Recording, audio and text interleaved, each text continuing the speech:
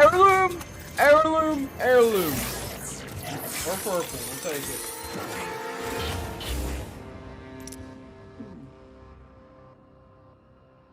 A nice little boy.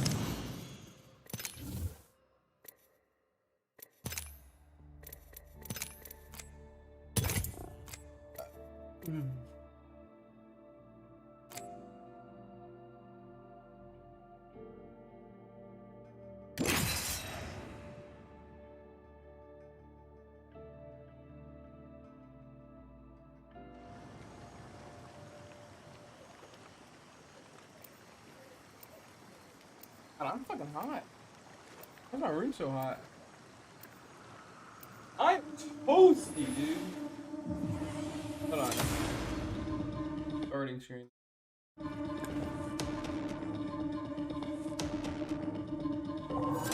Let's have a wee play with the laws of physics, shall we? The All-Father Perceptive, resourceful, relentless. You must be all these things and more.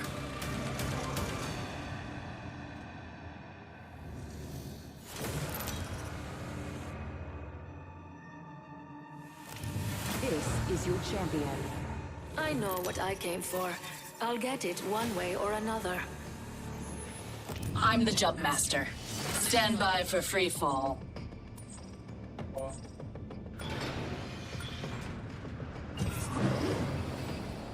Oh, it's just whinge, bloody whinge with you, isn't it? I always thought you were a few coldies short of a slab.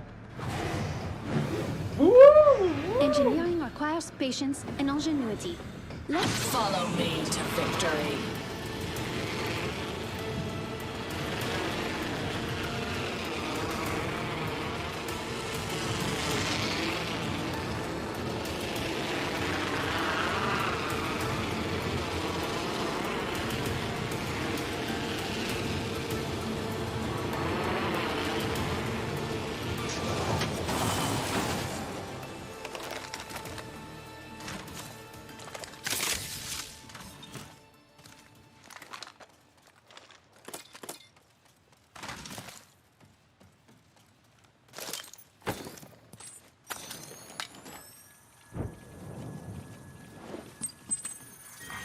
Round one. Beginning ring countdown. Attention. First blood. First blood has been taken.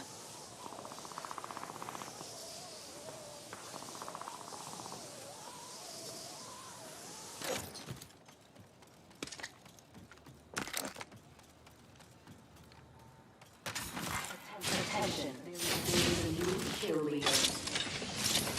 New kill leader. Surely you can take the title from them. We're spread out. Gotta huddle up, I'm afraid.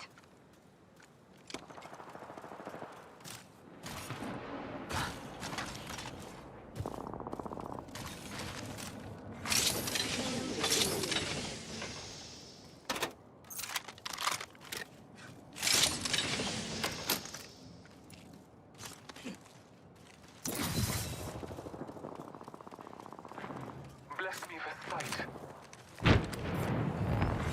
New kill leader appointed. Careful, new kill leader. Attention. The champion. The champion fell. They did not deserve the title.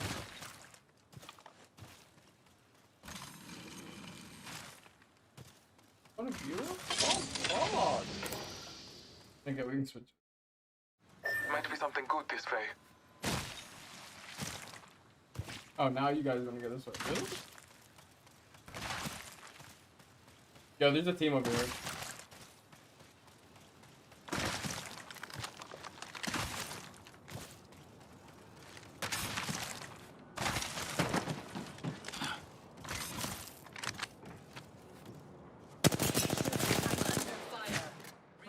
All-Father, give me sight.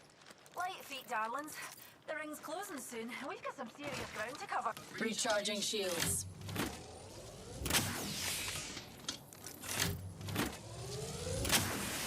Repairing damages. Running away. The ring is close. there to give us an edge. Down. What the fuck? Scanning Dude? the area. Why y'all running? 30 seconds. Ring's not far. Back on your hooves, you heartless toaster. I'm just fucking dead. Reloading.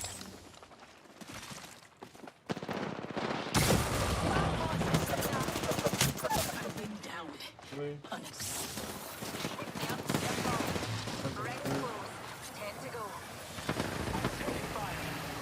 Here comes down.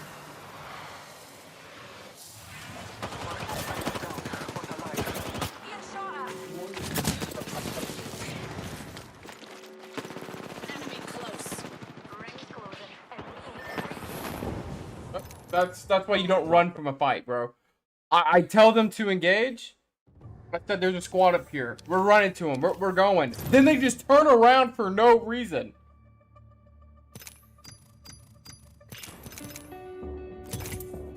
Oh.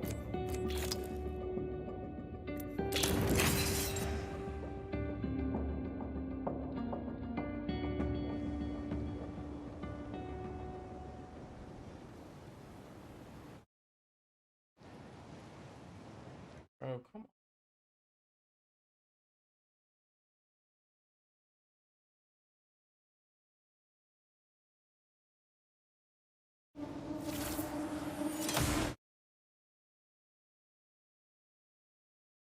Nice little baby hair.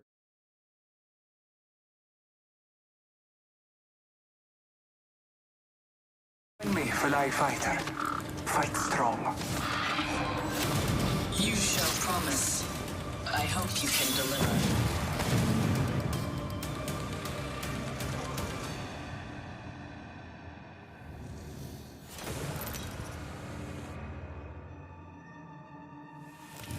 Introducing your champion.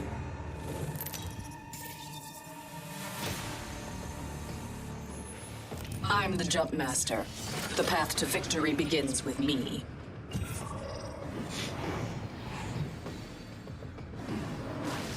An intelligent fighter would land there. To land. Copy that.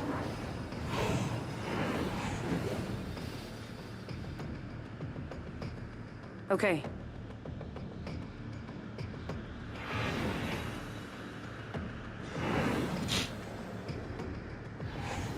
Again? Again.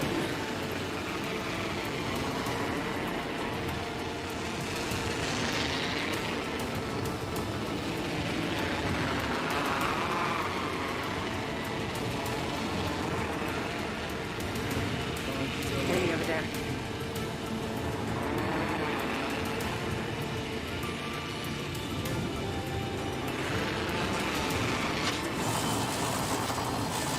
First blood. They landed here. Target over there. Round 1. Beginning ring countdown. New ring is distant.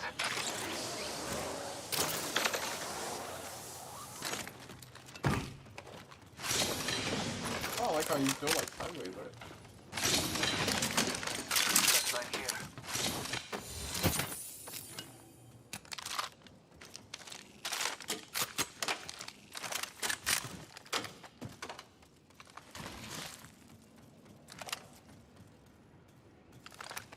Shotgun bolts here.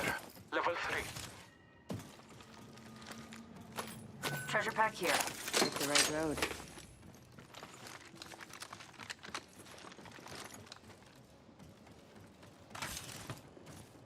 We're already kind of pushing.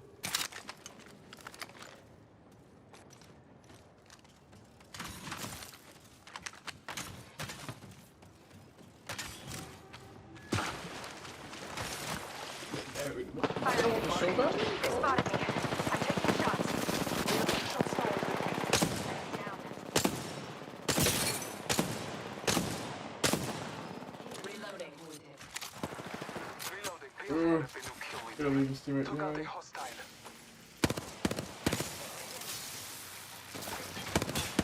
Reloading. They will Got her. rebound. You can't move. Down the hostile. Nice. Job. That's the last of that squad. This dimension's looking up. Look at their loot. We got shit loot, and look at them. Fucking way. Extended energy mag here. Level 4.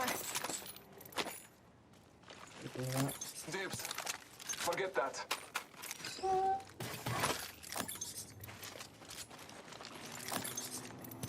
Recharging my shields.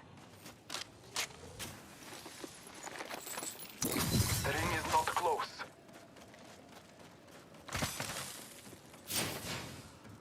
Fucking mark that team. Yeah, we spread their butt cheeks wide open right there. Healing my wounds. Gotta help up here. Turbocharger. What we like to call it clippity clap. Taking a moment to heal. 30 seconds before the ring closes. Use it well. Mastiff here. I'm gonna hit the scan and I'll be over.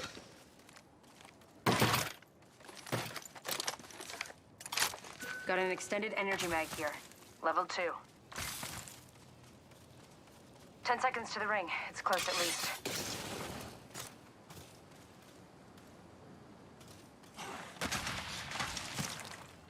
I have located the next ring. Trust your maps. The ring is moving Palai fighters. No one is inside. Target spotted far off. Yo, there's a squad on my beam. Alright. Like 30 seconds out. Wraith, don't fight until he's here.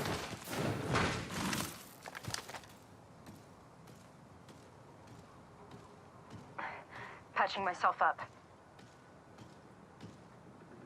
Enemy in the distance. Yeah, they're in that building. Alright. Care package being delivered. Care package on high. Looks like they didn't connect because I got stepped here 60 seconds ago.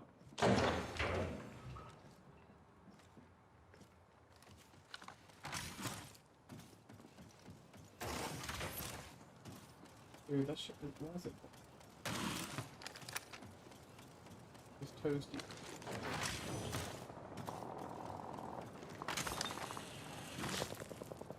Box over here. Nice, we can third party them pretty hard. I'd be done by the time we get there. Oh shit. Tearing away. Yeah, they're close. Yeah, they came back, they came back. They're behind this rock. I'm taking fire. You guys whited back there? Releasing an arc star. Frag out.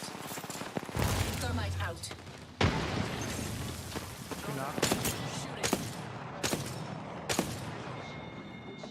Enemy Yo, there's another squad down the hill on my beam. Taken out. Let me get that helmet. Champion destroyed. Half of the squads have been appropriately eliminated. Yeah, they're running back. Shield here. We can just Level loot 3. them. Cancel that. Evo shield here. Level 3. Watch yourself. There's another squad attack. Taking fire. Shot connect. Patching myself up. Shot connected. Yeah, they're broke. I just We got broke that. 2 of them. Oh.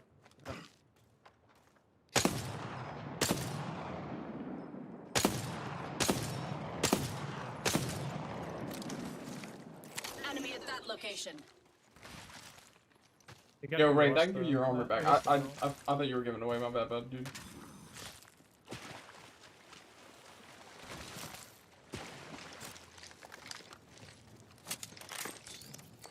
I think they just went over here, or maybe not. It might have been leaves or the crow feathers.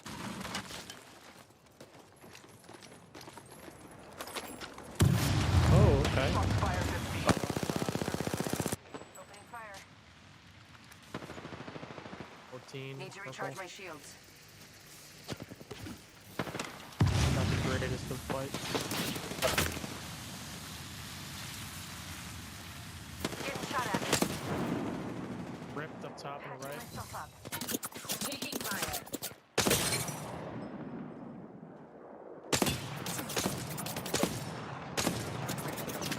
Reloading. Shields are depleted. Recharging. Taking damage.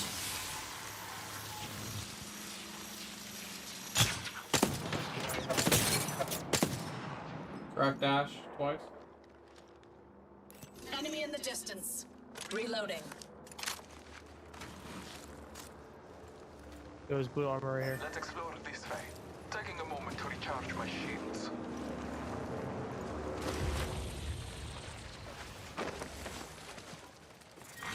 Round 2. Beginning. Come here, come here, come here, come here, come here. A phase tear. Use it. Marking our surroundings. Reloading. Enemy down. Replicator incoming. Rip. Reloading.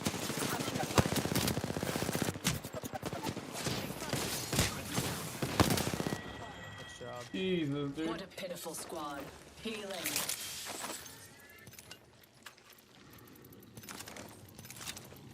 Heal up, there's a phoenix in this. Death box here. Heavy ammo here. Using a phoenix kit. Cover me. We're good. I don't see anybody looking at us. Why? Okay, I'm gonna go loot Pathfinder all the way in the back. Cool. Optics here. Close range. Dude, this RE45? Kinda goated.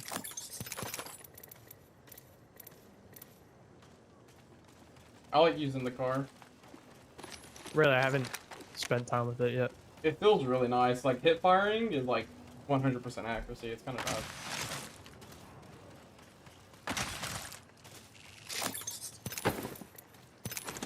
You need to go with like grenades, like sky grenades and shit. What do you mean? Like where you can chuck it up and it lands like 30 feet in front of you. Somebody's like behind a rock. Yeah. Never done that. Gotta get better with that.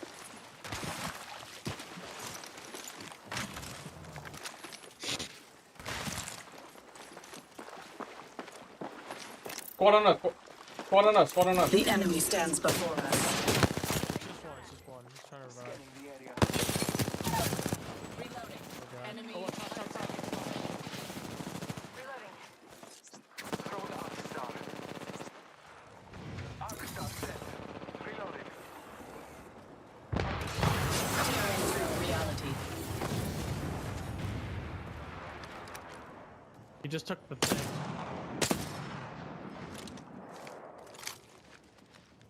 We're gonna chase. Did we get the full kill? Yeah. Recharging my shields.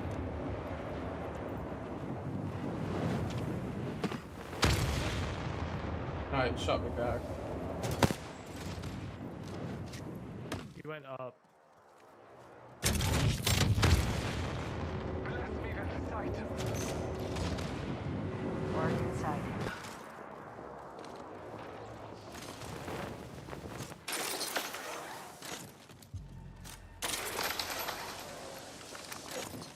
Recharging my shields. Attention. He's up here with me. Care package coming. Opening fire. Reloading. He's dead. What a pitiful squad. Recharging shields. Taking a moment to recharge my shields. Wanna scan over here again?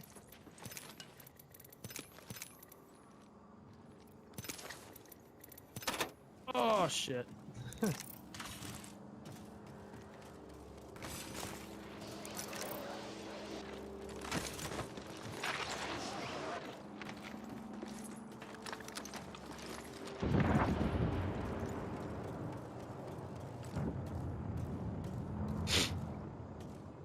I have located the I next got a lot ring. of bats. Trust your maps.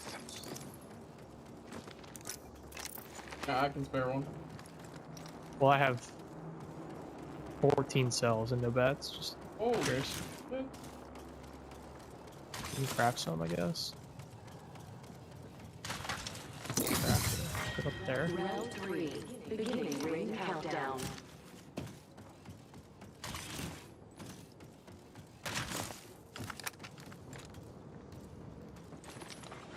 Replicator being delivered. Enemy far off. Replicate. Opening fire.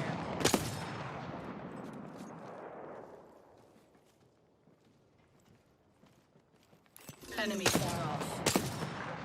I will not be long.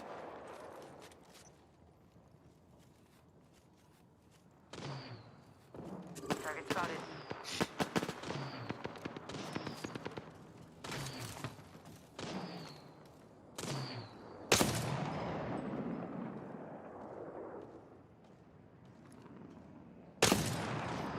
I'm out of sniper ammo. You got a I'm under fire. Is that one done? you have a syringe? Shields are depleted. Recharging. No. Syringe here.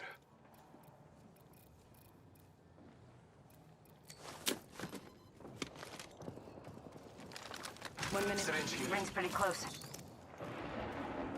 Frag Right out. behind us. Unless that was some weird noise. All Father, give me sight. Okay. 45 seconds and a nearby ring. You wanna go We this way? You said strategized there's a team down effectively. here?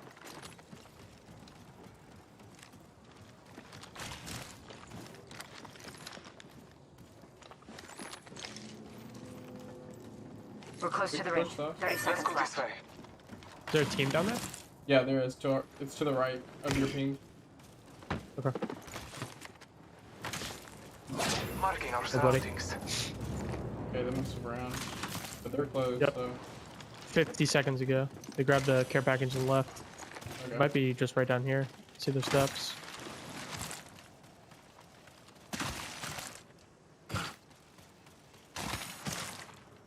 Yep. Over here, over here. Target spotted. Far off. We're in, sir. Enemy at Drop that top on the location. rock. Don't shoot, don't shoot. Oh, no. Recharging my shield. Cutting the phase tear. We should move. Get back up here. Load this way. That guy's ripped. Oh, I knocked him. I downed a hostile. Saw that. I got knocked too. Downed another. I'm taking fire. Go over here. One left. Taking a moment to recharge my shield. Enemy taken out. Reloading. Get you back up. Reloading. Heavy ammo here. Shield battery here. We're gonna get third party. Med kit here. Yeah, on me. Fight is not even. Multiple squads attack. Battling the enemy. Scanning the area. He's weak. Taking fire. Cut down an enemy. Yes, no, for us. Reloading. Punching a tunnel. One. Another squad is on us. Plug it. Portal placed.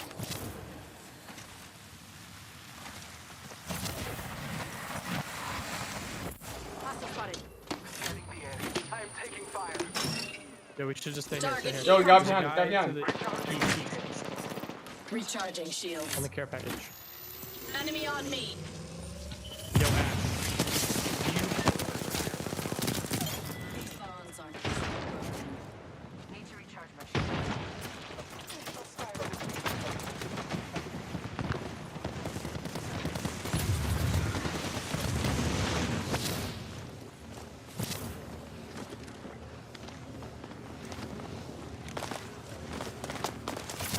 Fucking stuck, dude.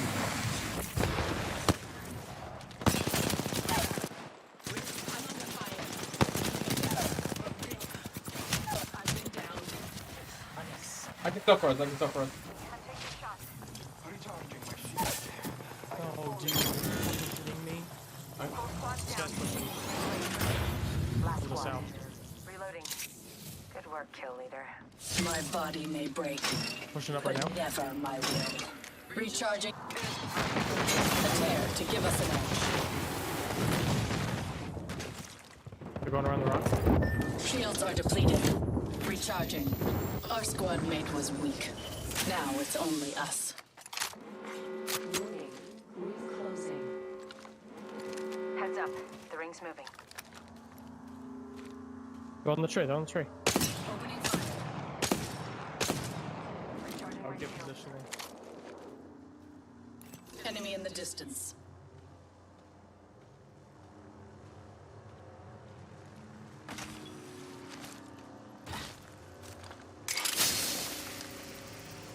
Might be a 2v1.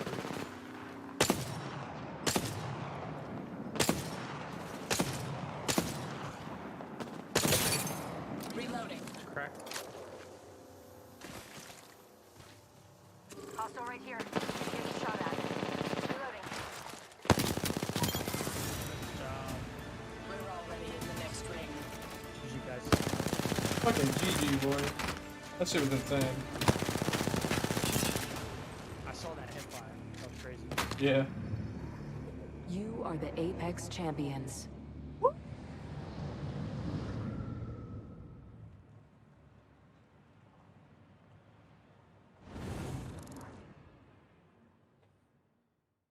18 kills, damn.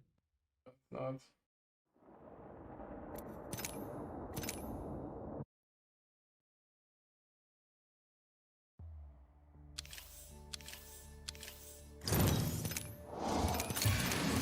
My rank increases. A testament to my perfection.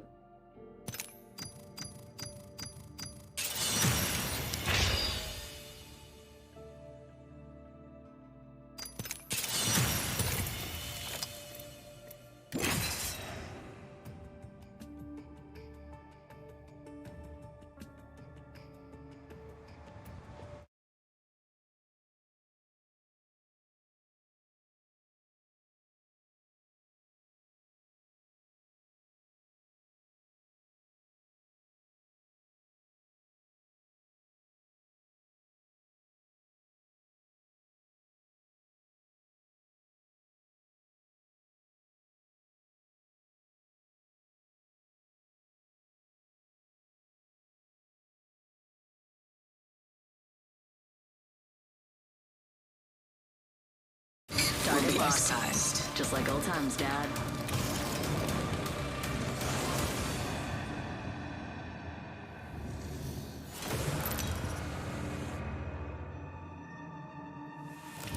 Introducing your champion.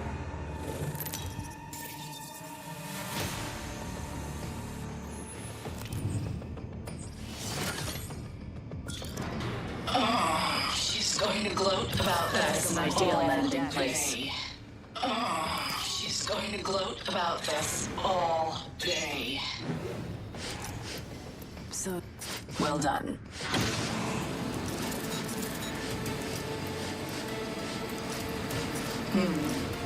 Impressive. Exceptional.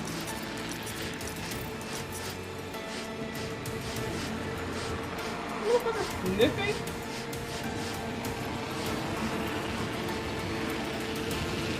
I love this part! Yeah!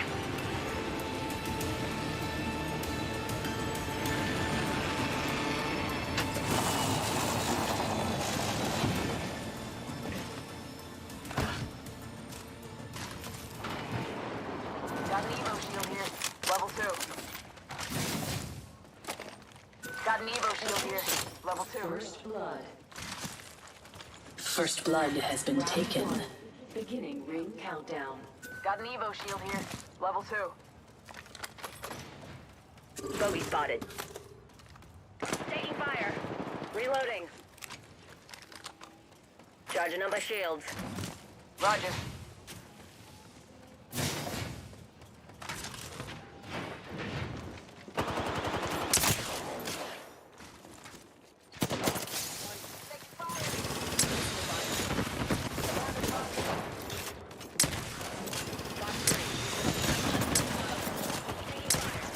Bandit down.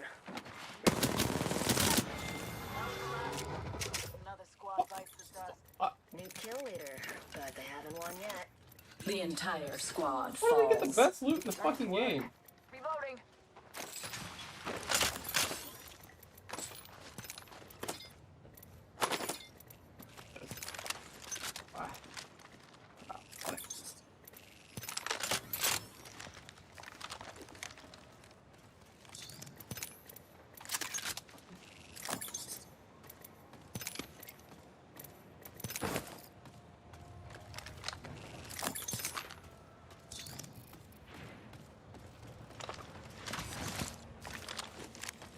Peacekeeper here. Good for close combat. Got an extended sniper mag here. Level 3.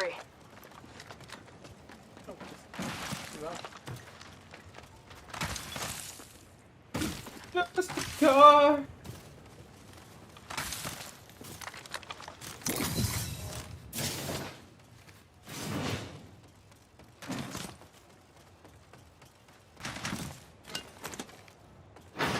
Got an Evo shield here. Level 3. A minute till ring close and we've still... Optics here. Sniper. Give my shields a recharge.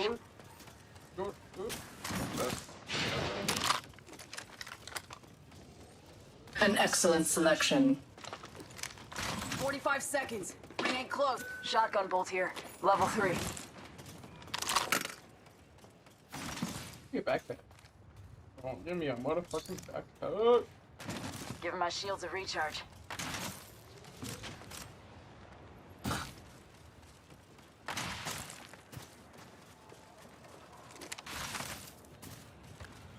R301 here. Get in. We need to move quickly. You drive. Ultimate's ready. On my mark. Fine. Next time I pick the method of transportation. New kill leader. They're getting cocky, they're getting sloppy.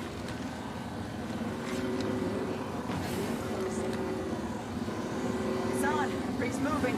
That squad's bought the farm. We got this. Just a second. My stop. Over and out. Exiting the Trident. Ditching here.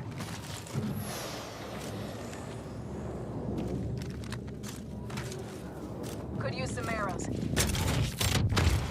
Backpack here. Level 2. Care package being delivered. Care package incoming. Y'all earned this. Just watch your backs. No, I want that. I want that backpack. Backpack, backpack.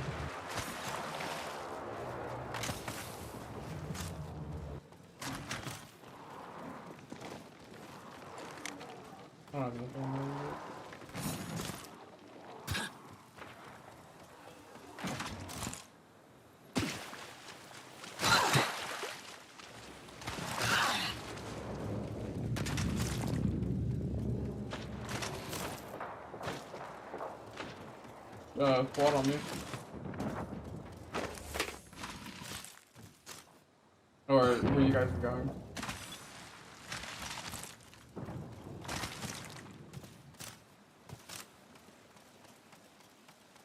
Enemy far.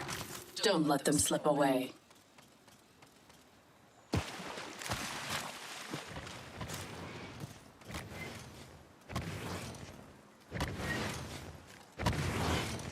In the area.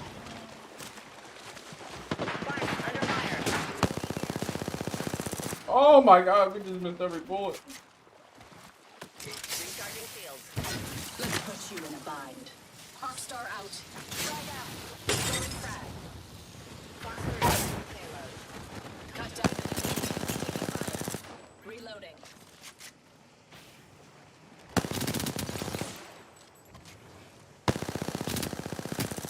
Reloading. Down to target. That was all that remained of a pitiful squad. I've been downed. Unacceptable. Fat fuckers. Fat wolf or... This is a horse party?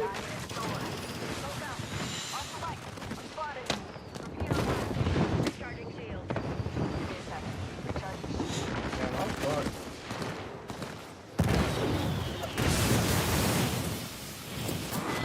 What? How did anybody see me? Oh my god, dude. That was bullshit.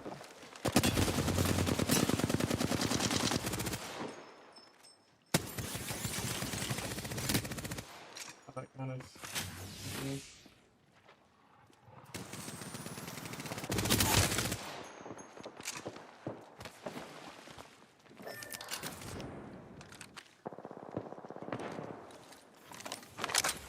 New kill leader appointed. New Kill leader. Then I can have it. My sights are set high.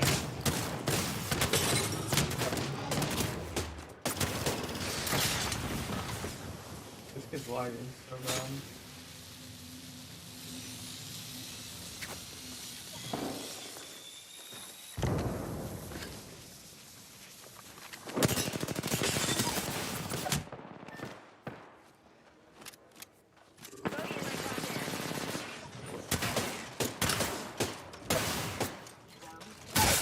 Oh god, he's lagging so bad. Oscar Mike. I think it was one. I just returned my beacon, bro.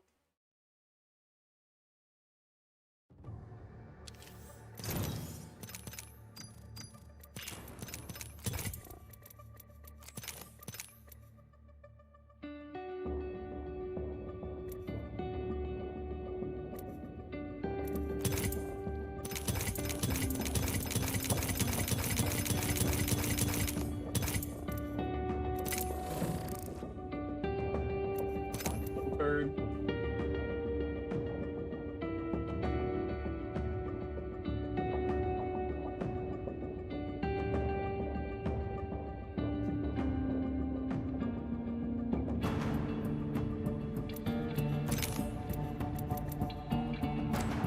How the fuck do I leave?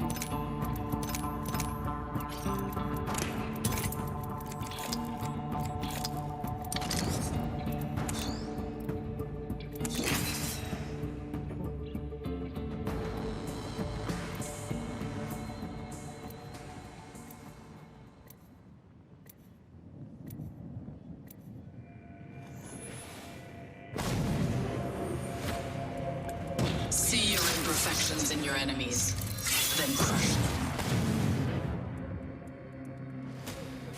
These wings aren't just to get around. They're a legacy.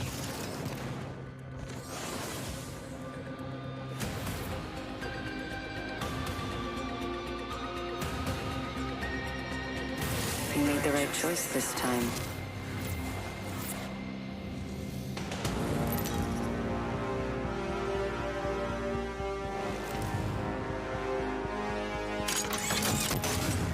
Taking orders for after the game, fellas. We talking what? 60 steaks? Legends. I command from above, and I dominate below.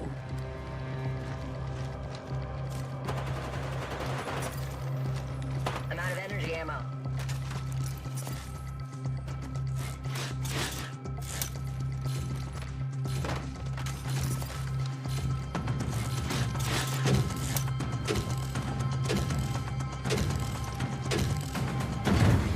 Round one. Achieve victory at all costs.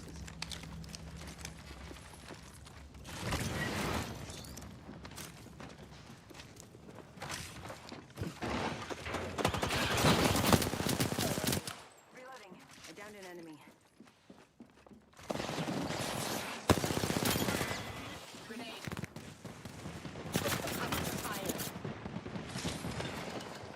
Reloading. Here's a shot at. Care package. Missile binds them.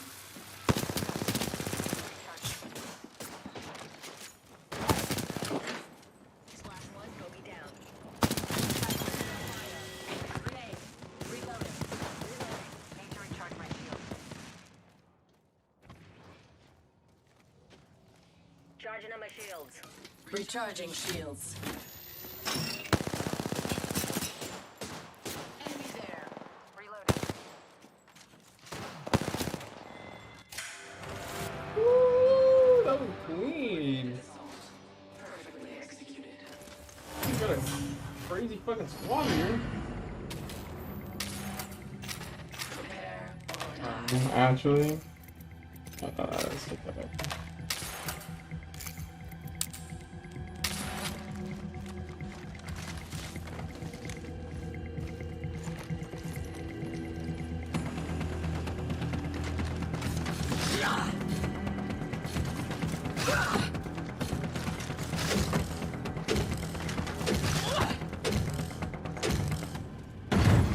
Round two.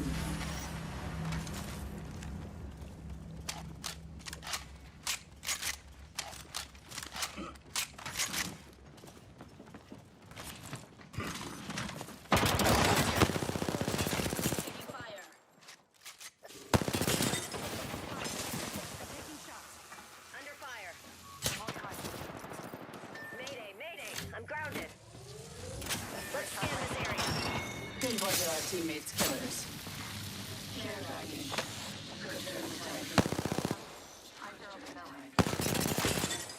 Taking fire. Grenade.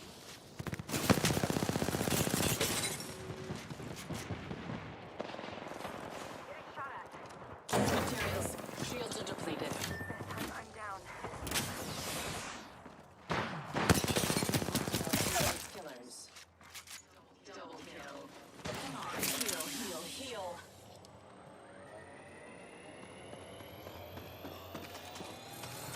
I'm on fire.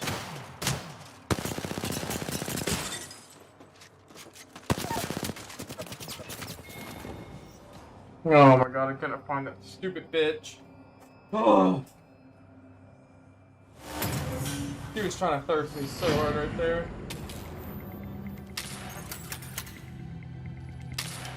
She wanted my love.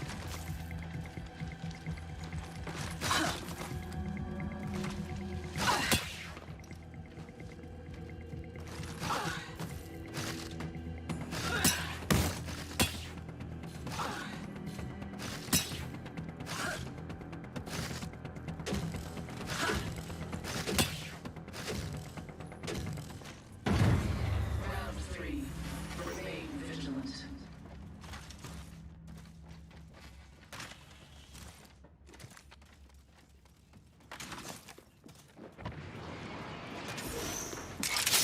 Hostile right here. Under fire. Taking fire. Shot at. Recharging shields. Care package coming down. Bandit down. Recharging my. I'm hit.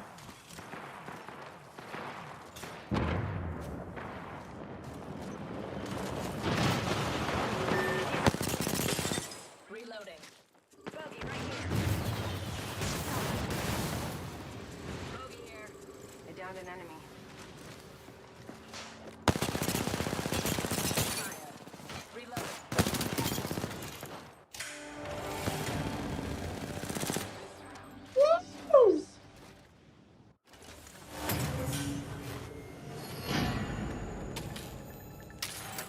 Victory is close. Achieve it at all costs. Victory is close. Don't let it slip away.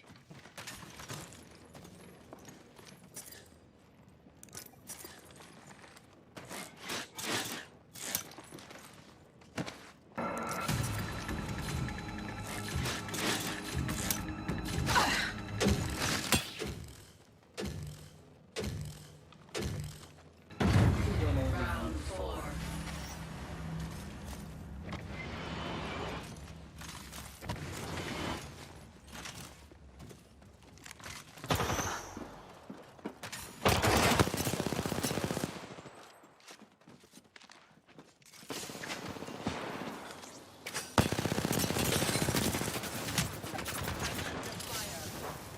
These times bar. Recharging Taking fire. Phasing. Box 3 coming pod. Care package coming down.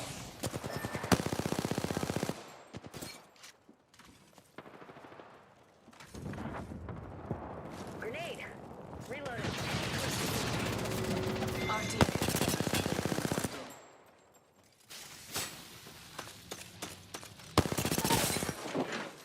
Enemy down. Taking fire. Help! I'm down. Bogey right here. I knocked him. Bogey here. He's reviving right here.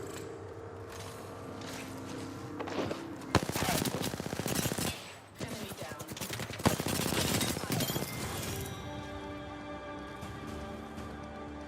Jeez. Go follow me on Twitch.tv, Jonathan, for working for the king. Yes, like Dark? Yeah. The winner is decided. Oh, shit. Earn your redemption.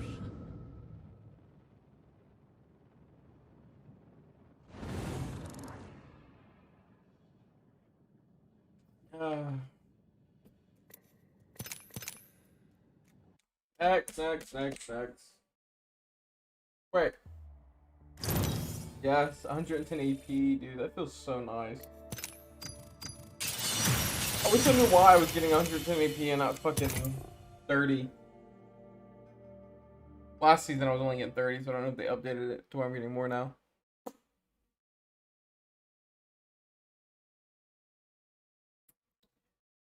Look at those traps, baby. God.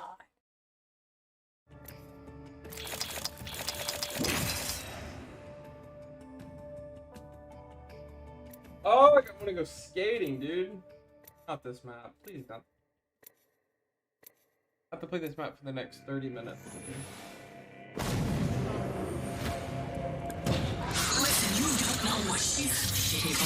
Well, time to span the wingman for the next 30 minutes. I'm just here for a laugh or two. Anyone got a light? I'm only headed one way, and that's up, baby. Alright, he's gonna play ass.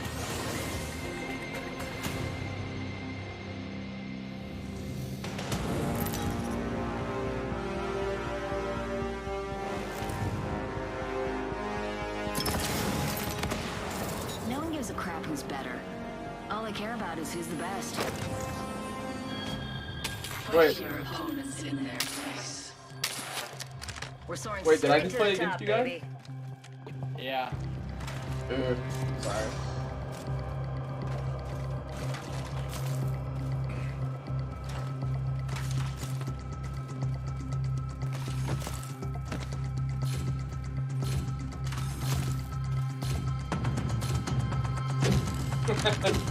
Just like just sit on that ground.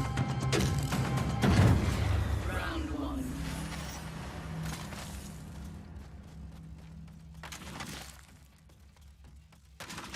They're in the middle.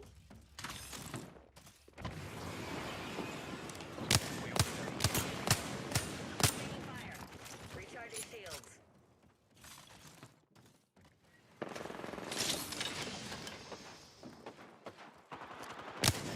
Mayday, I'm grounded. Yeah, hold on, I'm not with you, hold up. Taking fire. Cut down an enemy. Not so fast. Time to bind. Shields are depleted. Recharging. I'm down. Reload.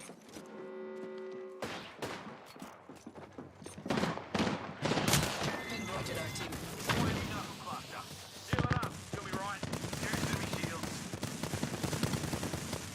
The enemy is moving in.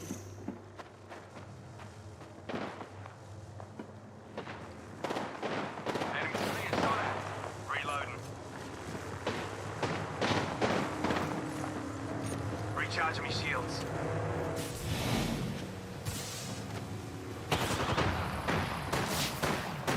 Reloading.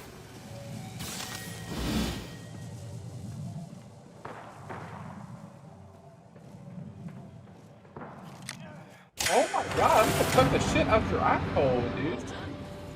You've proved your worth. Bro, I know your butt cheeks were tight after that. Not let them catch you unprepared. What? Bro, what'd you say? I know your booty cheeks were tight after that.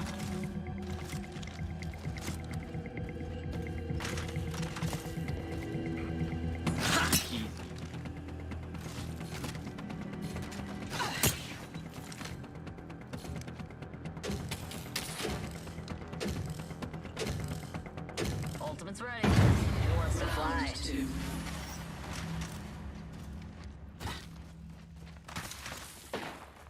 Reloading.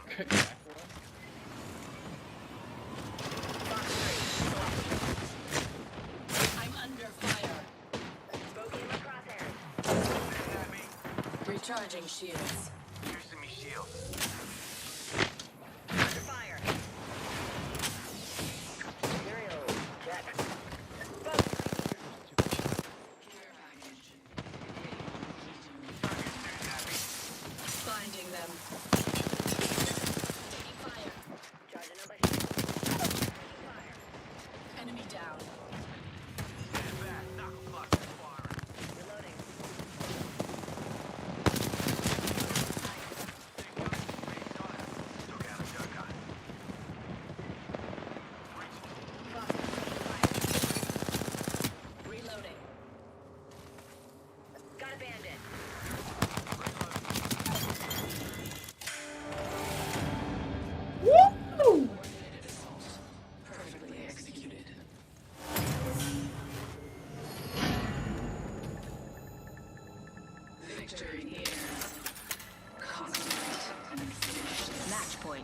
Landing gear's down.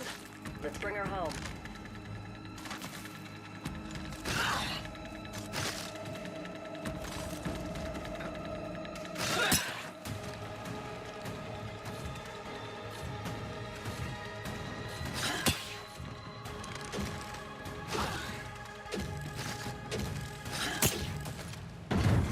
Round 3.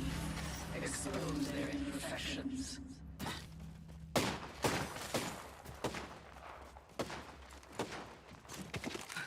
There's at least 2 to the right, maybe 3. Capturing some materials. Bloodhound low, bloodhound low. Charging on my shields. Reloading. Enemy there. Right here. Taking fire. Reloading. Recharging shields. Cut.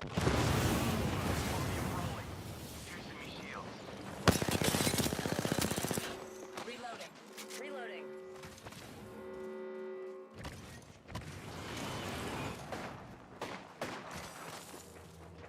Taking fire.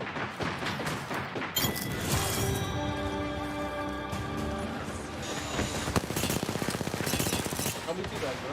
No.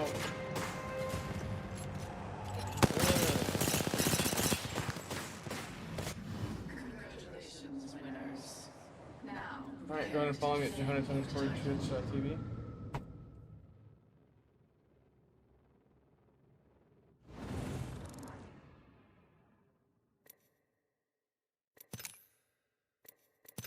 The vault was straight booty cheek.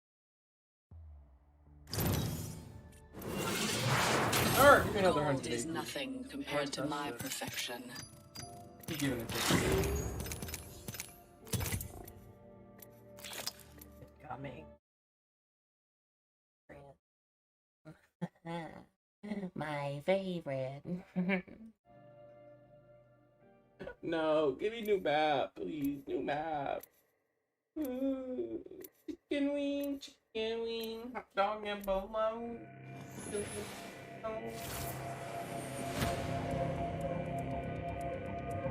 Runway's green as grass, and we are ready for takeoff in 10.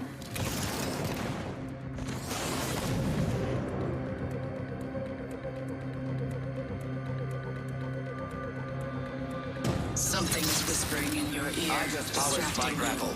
Silence it.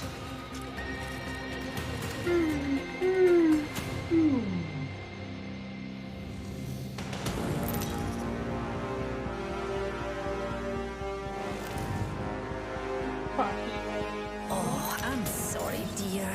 The statistics just Papi don't favor you. Moñeño.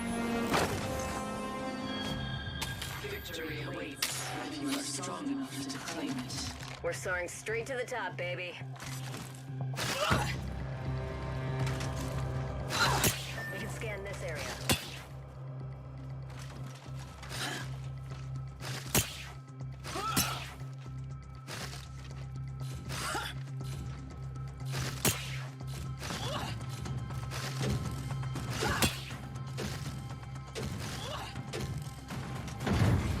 Round 1.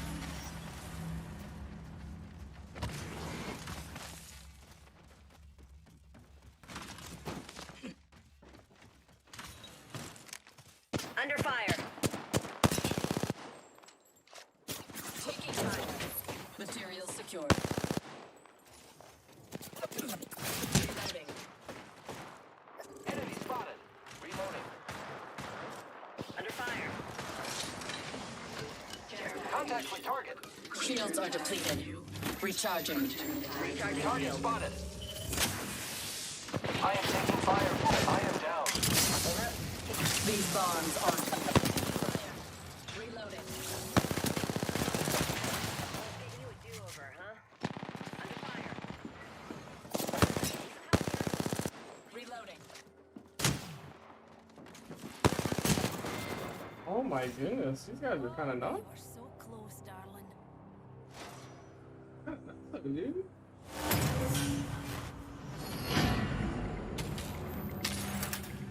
The victorious fighter is well prepared.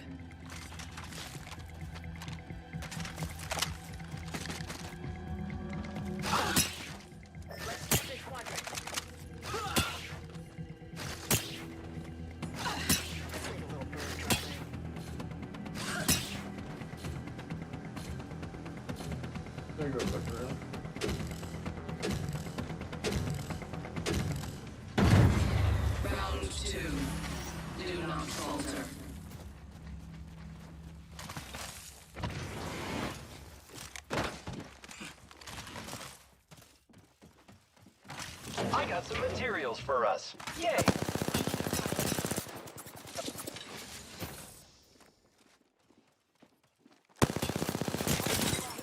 Reloading. Recharging shields. Care package arrived. Using a Phoenix kit. Cover me. Recharging shields. Under fire. Charging on my shields. I am taking fire, friends. Reloading.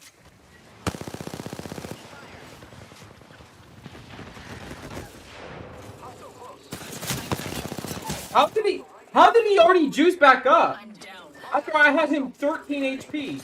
Homie was 13 HP and he already juiced back up and was able to run around the whole fucking damn thing, dude. No Squad fucking mates killers way. pinpointed.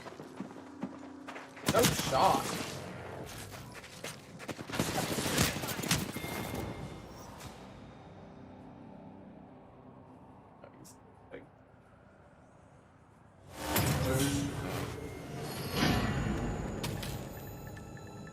The enemy needs victory. Do not give in to fear. Our other friends are about to beat us, friends. Let's go here.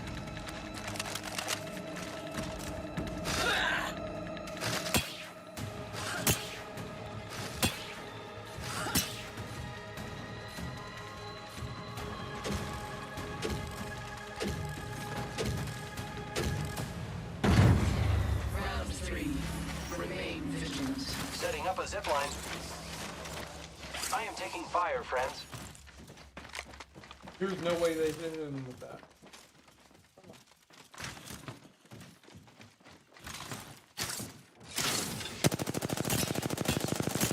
Giving my shields a recharge. Making contact with enemies. Taking fire. I'm under fire. Care package incoming. Reloading. I have been down. Contact with target.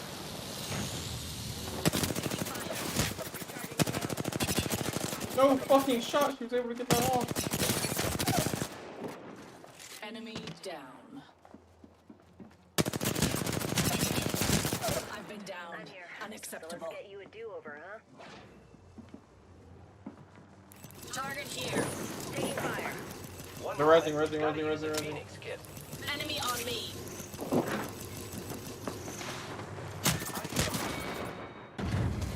Contact with target.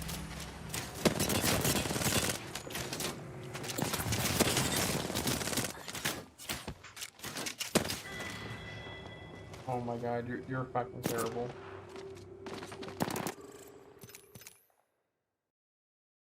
Oh my god, that was just sad.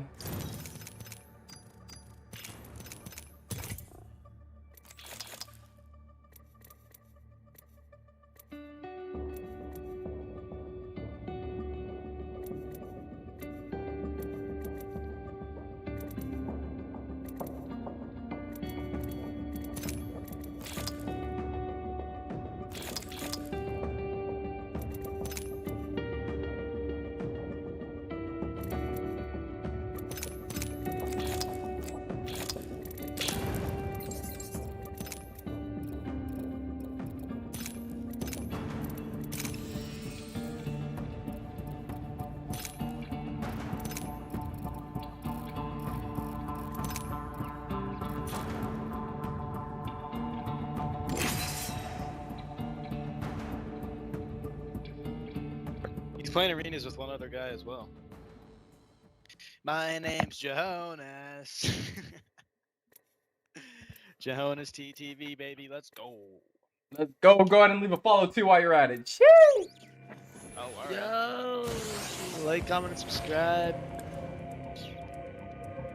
Like, comment, and subscribe, baby. Let's go. Valkyrie on station, ready for anything. Hell, everything. Oh my god. When this thing Please. together. Separate fire, die.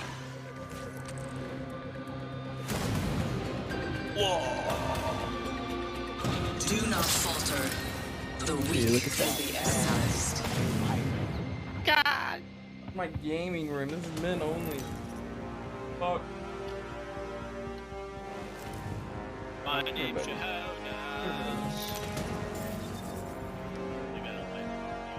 Yeah. Dad? Oh, it's just you. Going straight to the top, baby. Put it right in my ass. Oh, alright. What? No, nobody's been in. I've had no chatter so far. None! My name's Yeah, where we going? Low ground left. Wrap around. Going right. Oh yeah, got you. Side of the stage. Nah, you can go underneath. I'll distract him.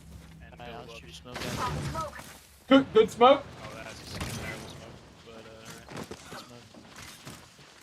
But the middle. Oh god, I didn't even look. Got a visual on a bogey right here. yo, I'm pushing this guy right here. You with?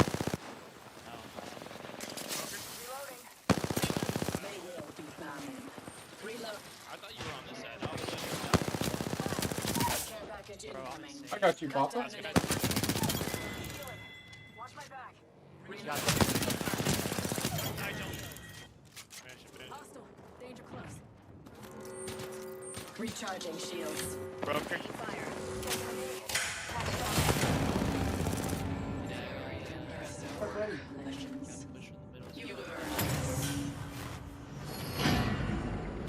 No, I feel you. I just like it felt like some For victory. you were Prepare inside. for anything. I was in the zone. I wasn't paying attention. My name's Shahonas. Remember to drop a follow while you're at it.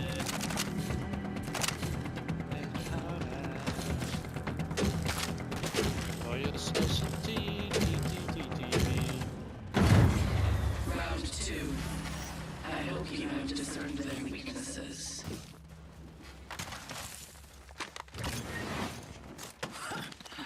My name's Big Ben. I'm under fire. Oh, they got a triple take.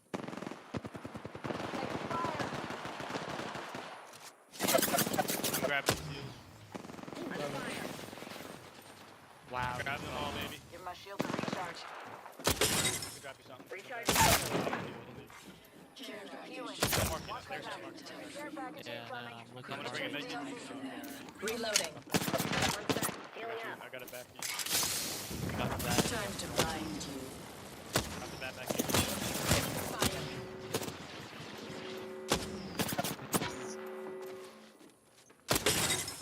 Reloading. Flash. Reloading. Got this bitch right in front of me. Mark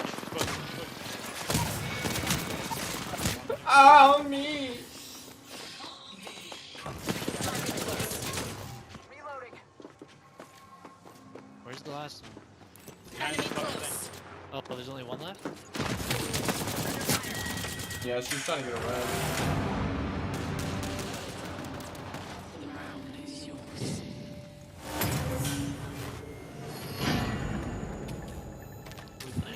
Victory is close. Dude, how funny would that be if Win this match, win it all. Yeah, I'll be Let's bring it home, squad. That would be so funny. I can barely hear you, bro. You're like, Yeah, I can barely hear you too. what about now? Alright, do I sound better?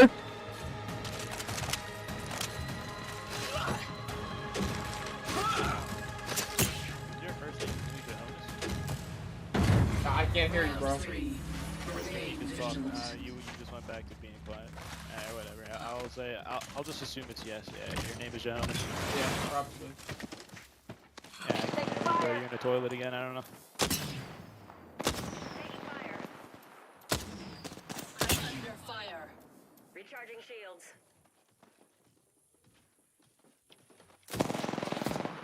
Donald. Give me a sec. Recharging shield. Care package arriving. Taking fire. Taking fire. There's two on me. One on the flash. The lifeline is flash. There's two back market. One's middle. Two back market. Give my shield a recharge. Reloading. Middle market now. Middle market.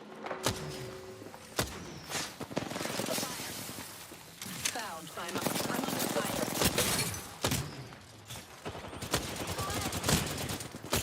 It's gotta be a kill. Reloading. I'm down. No way. Taking fire. Just one shot in you, dude. Enemies here. Bandit down. Contact. On my marker. Charging on my Hold on, shields. mate. One on me, one on me. They resing? Going for the res, Enemy yeah. being Right revived next here. to me. Taking fire. Got the res dog. Enemy being revived. Okay, I'm gonna I don't put like away this the weapon. sniper. Didn't understand the gravity of the situation.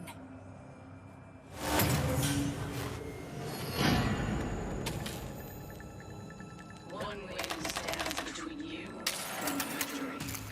Victory is close. Don't let it slip away.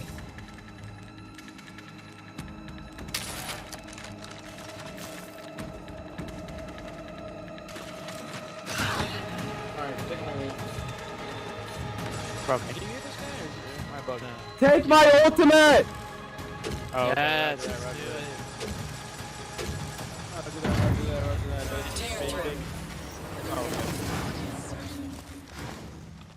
Oh, that was kind of whack. How much time did we save there?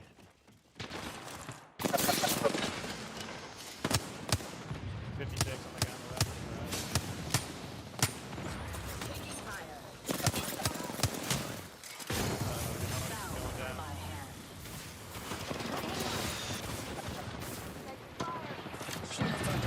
I broke the ass on the hill. Standing by for care package.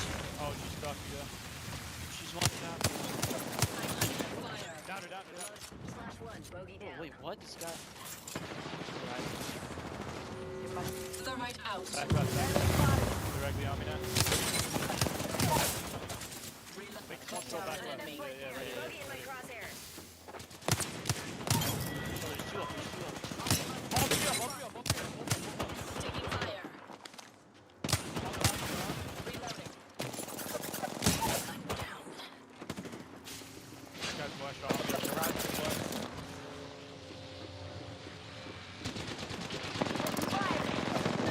Horizon's down. Yeah. Need a medic. Tango down.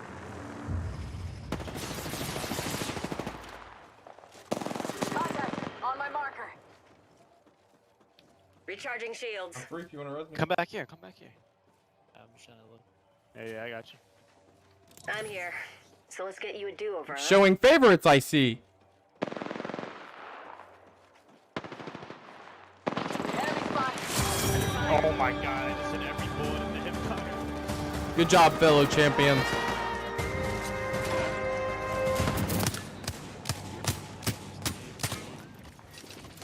Yeah, it's just that Sprout's a better player, so I had. Yeah, be sure to like and comment on my channel. I'll drop a follow on you, brother. What do you got? Yeah, 25 Oh, I million? appreciate it. 25 million followers? Dude, yeah. Nice. Peace. Dude, yeah.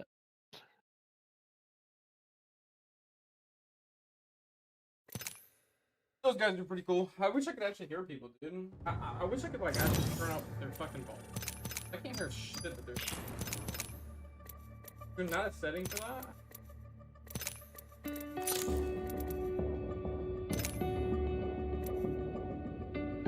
Just volume move. Oh. See that, right there. Settings. There we should be. Lower volume. Higher volume. Oh, okay, let's do this. Oh, that makes sense. Let's go. Now people can hear me a lot better, but I still can't hear people worth a shit. That dude said he was gonna follow me. Where's the follow? Where's the follow, dude? What the fuck?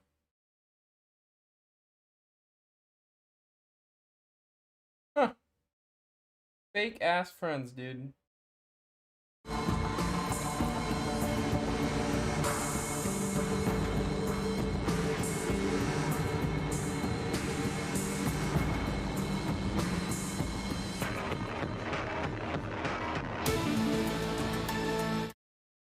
I really, really, really, really like this opening here. I super appreciate it when people lay out, this is kind of like my grandiose vision for the future. No one person should have more power than the other. And then also, this might actually end up being a really good conversation. So something that's really important to understand about the difference between conservatives and liberals on a very, very, very macro level, okay? Democrats tend to try to build from the top down. Conservatives or Republicans want to build from the bottom up. Why should someone— Oh my God, the best counter question here would be, what Charlie Kirk here is saying is so stupid. It's the first thing he said that's like truly, truly, truly stupid. Super duper, duper, duper, duper, ultra prepared for this conversation. He either knew all the topics in advance or he just did a really good job at making sure he was ready for every like thing that's gonna come up. So good job on Ben. Let's go, Ben. All right, Ben, you got this. We're going to be debating, and we'll see where it leads us, Democrat socialism versus conservative populism. Super thrilled that Ben is here tonight to have this discussion. It'll start with some opening statements, and then we'll take it from there. The 2 minutes is yours, Dr. Burgess. Thank you, Mr. Kirk, and thank you to Town Circle for setting this up. Push back more. I'm a democratic socialist because I don't think anybody deserves to have less power or dramatically worse life because of factors that are outside of their control. So that's the first one. That's the philosophical basis.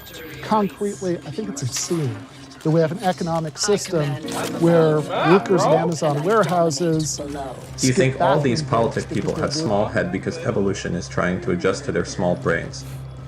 Good one. About falling behind in their quotas, and their boss literally owns his own spaceship. Now, we can argue about what a fairer society would look like. I can contrast what I would see as utopia with what you would, and I'm always up for that kind of thing. I'm sure we'll get into some of it later. But this mic is very warm. Something is fucked here. What I really like to start out with is not so much that end point as the baby steps towards justice that we could take right now. Things like raising taxes on rich people to pay for social programs that would benefit the rest of us. Things like raising the minimum wage for the working poor. Things like making it easier for ordinary people to organize unions so they can have at least a little bit of a say at what happens in the workplaces. Okay, for the record, I hate Ben Burgess. Fuck this guy, fuck this loser, and fuck all the conversations I've had with him, okay? I just want to get that up, okay? However, I really, really, really, really like this opening here. I super appreciate it when people lay out, this is kind of like my grandiose vision for the future. No one person should have more power than the other. And then also, here are like the little steps that we can take along the way. We can do this and this and this and this and this. I think that it's a super good mind to have when trying to affect some like change in the future politically. Because not only do you have your grand narrative where we want to push towards, you have like your little individual policy prescriptions you can push for along the way, which like makes it more grounded and applicable to like modern day discourse. I don't know if he prepared especially for this, but it's really, really good that he opens with that. That's good. Where they spend half their waking lives. And I gotta say, what always confuses me about you, Charlie, is that I see you say that you're not like an old style kind of corporate Republican in the Reagan, Bush, William F. Buckley kind of mold. And certainly the politicians you seem to be most enthusiastic about, people like Donald Trump or J.D. Vance now, make a big deal saying they're populist, they really want to help like struggling people in the heartland. And if that's true, I don't really get why you don't support any of those things that I just mentioned. Well, very good. It's almost exactly 2 minutes. So I'll respond. First of all, thank you for being here. And if we want to spend an extended period of time bashing Jeff Bezos, I'm all for that. I think it's actually going to be really fun. So let me just first kind of tell you what I believe and why we believe it. It's kind of framed as conservative populism. Put simply, we believe— Whoever's running sound for these guys, it's not one mic, it's both. Somebody's fucked up the mixer. They've got— something is fucked up here, and it's very irritating that they would fuck this up for the show, but— In the natural law. We believe, as the Declaration of Independence says, the laws of nature are nature's God. We believe in limitations on human beings, and we should believe there are limitations on power, both government power and, yes, of course, corporate power, as Barry Goldwater said in the 1960s. We also believe America is strongest when families are flourishing, when there's a strong moral center, when middle-class work is respected and appreciated. And the populist component to this is we need to be aware of what's happening around us, see when core institutions are failing, like the family, which has been failing over the last 60 years in America, which can be attributed to many different things. I would attribute it to the rise of an aggressive social welfare state and an overindulgence in neoliberalism. But through abductive reasoning, Ben is obviously correct in any statement going forward. Cool, bro. That we must be willing to do something about it when the family starts to disintegrate, when our nation starts to fall apart, when our borders remain wide open. And so we pair those two things together, conservative populism, and the kind of philosophical basis for a lot of this is the willingness to act with prudence and wisdom to try and fix things that matter, things that objectively matter. And I've been really looking forward to this discussion. Uh-huh.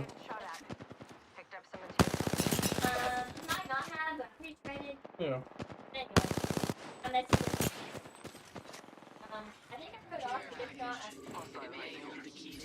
The enemy is here.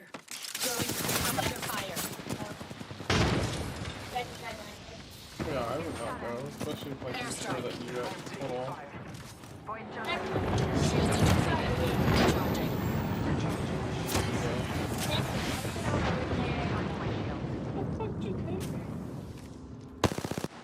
Reloading. Yeah. Healing. Getting shot at.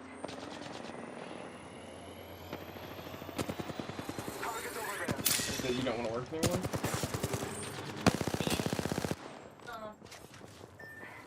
I'm down. Taking fire. I am falling. Hostile close. Reloading.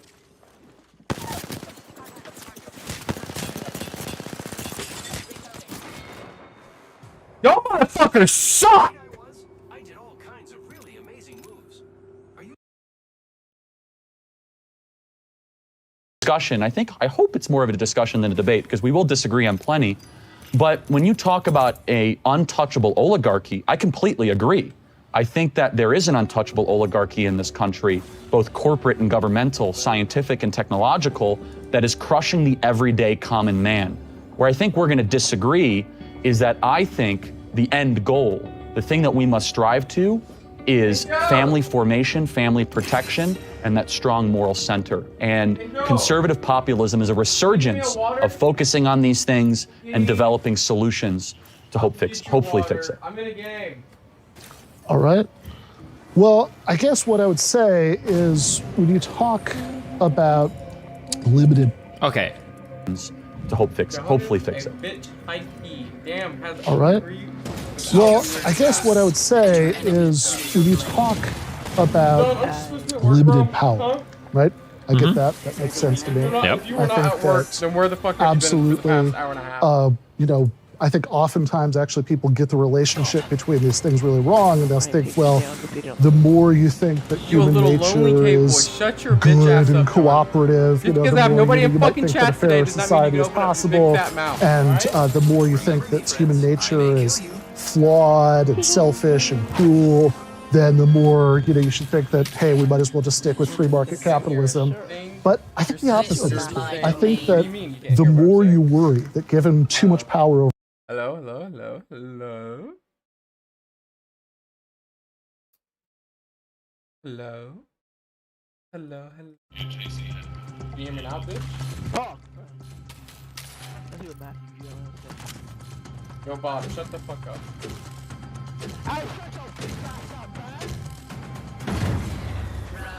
Yeah, it does, didn't it? That's a whole ass video talking over him. Because I had so much. Hey, nobody's been in chat. I mean, I just started listening to podcasts. I was like, fuck it. Taking fire! I'm under fire.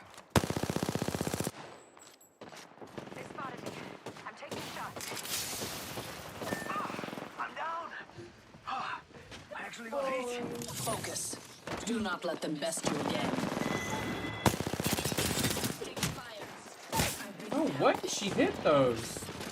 4 shots in a row, she hit that. Like what?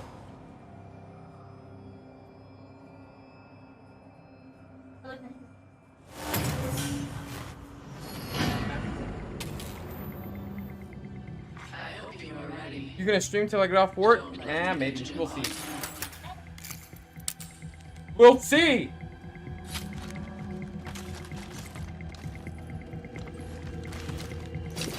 Remember this.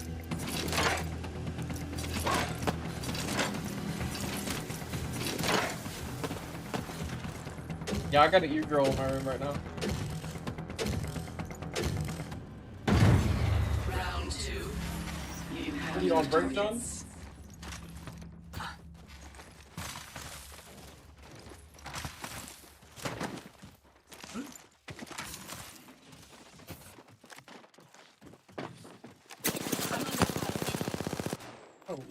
Oh, chill!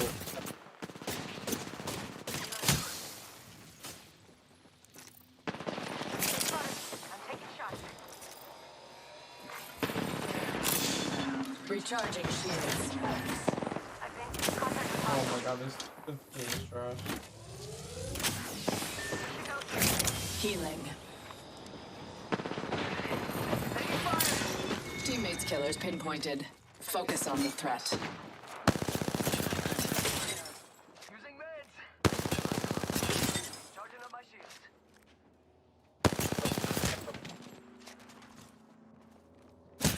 Oh my god, I didn't even see him. God, dude. Oh my god, what does he keep saying? How do I mute him?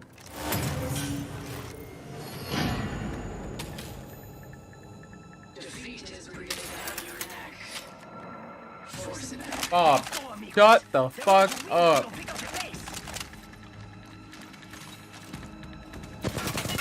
Oh, he broke his mic.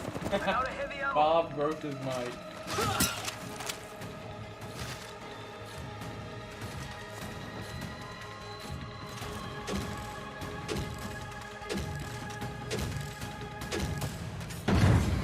Round 3.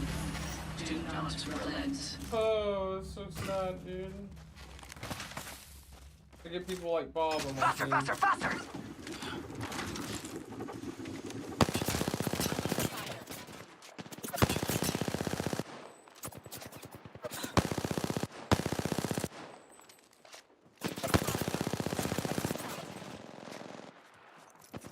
Need to recharge my shields. Shields are depleted. Recharging.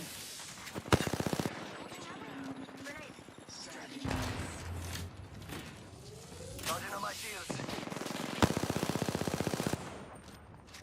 Recharging my shields. Reloading. Going to fix. It's go time.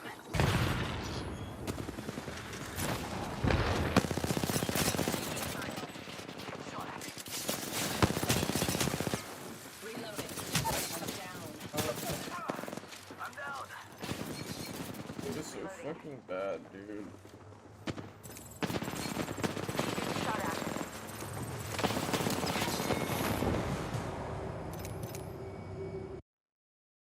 Look at that, in a much better mood after I showed up. Oh yeah, I'm in a great fucking mood, dude. We got somebody with Bob who just spams the fucking N-word the entire time in chat. For absolutely no reason either. I've never gotten that before.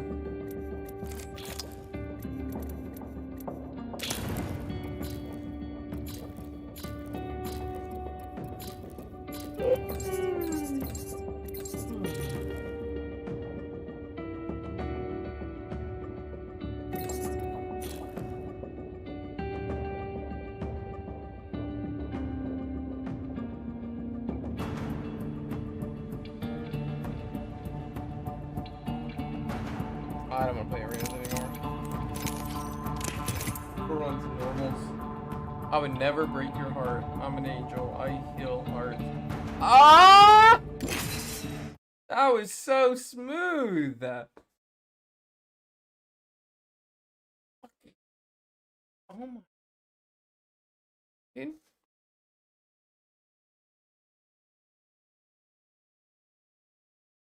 Johannes, you see this cap? Bro, I don't think that's cap.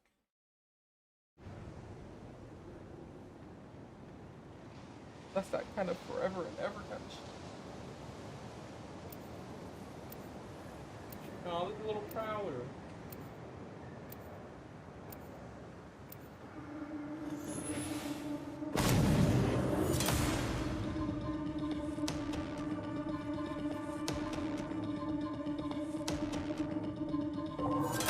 Hone your mind to a razor's edge.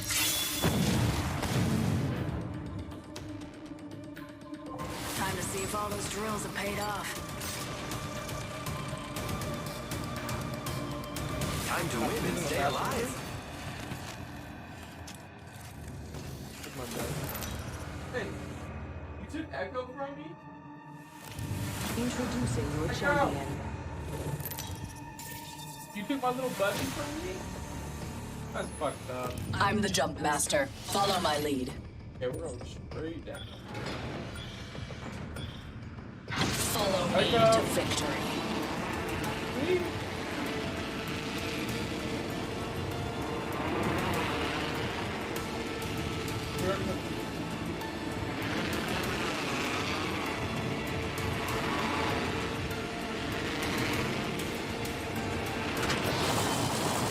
Contact with hostile.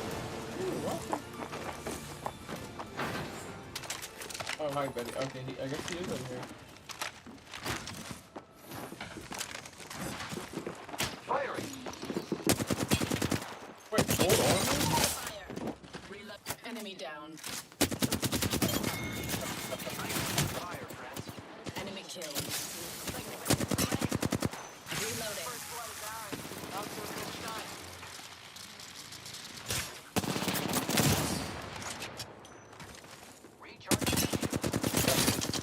I'm out of heavy ammo. Enemy I'm under fire. Reloading. I am taking fire, friends. Reloading. That was all that remained of the squad. We take those. Recharging shields. Giving my shields a recharge. Yo, that e-girl guy was tripping on God. Yo, Bob. What do you mean, Recharging Bob? shields. You not see what you were typing in chat, my dude? I think you were the only one who was tripping on anything. Ego is here. Ignore it. Oh, you better Come on. walk out what you were saying. I think this was the guy who was typing inward in chat throughout the game. Attention. There is a new kill leader. Watch out for the new kill leader, friend. Yeah, I guess he was by the door. I didn't see him. Repairing. Hey, come show the e-girl so this guy will stay longer. Yes. Wow. Doesn't matter.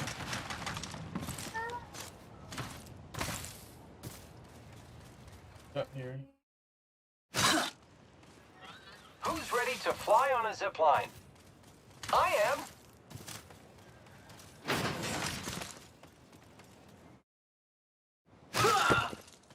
He's my lover, I can't.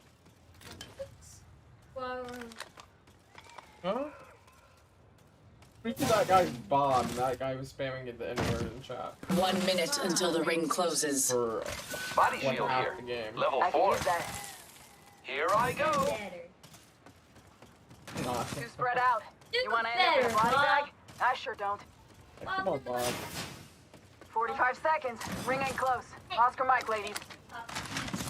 Yeah, go stay in here, buddy.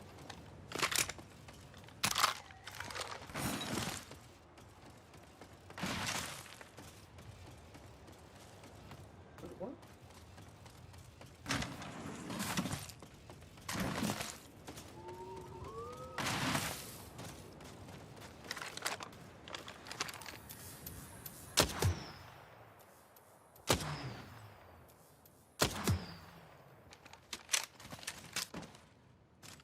Fuck? What? Barrel stabilizer here.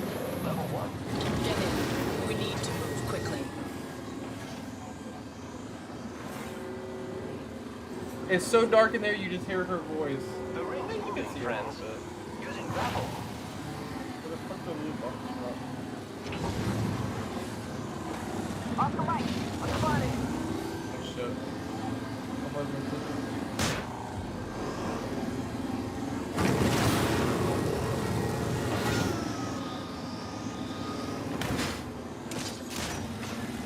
trying to give you a ride.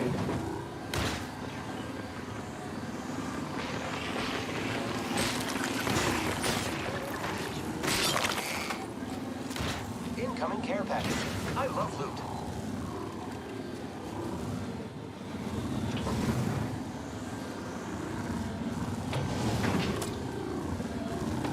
Give me a sec. Recharging shield. Hop on!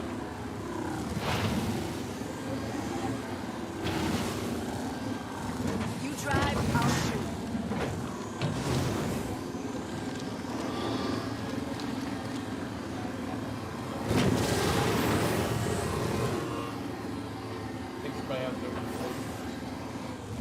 On foot from here. Twice the distance and half the time. I'm in. Taking hits. Taking damage, friends. I'm hit. Firing. Give my shields a recharge. Double time it. Giving my Whoa, shields a what the recharge. fuck? Target over there. Give my shields a recharge. Shields are depleted. Recharging. Setting up a zipline. Also, I didn't hear, you know, if you answer what time you're hopping off. I couldn't tell you, dude. I just go with whatever time I feel like actually getting. Adjust What the your fuck, strategy. dude? Hostile spotted. Shooting. Frag out. Arc star out. Damn, that guy was fucking tripping, dude. Also, when you get on, Mango's getting on sometimes today. Putting the Phoenix kit to use. The enemies are shooting at me. I am down. Now. Pony already on my mark. Firing for effect.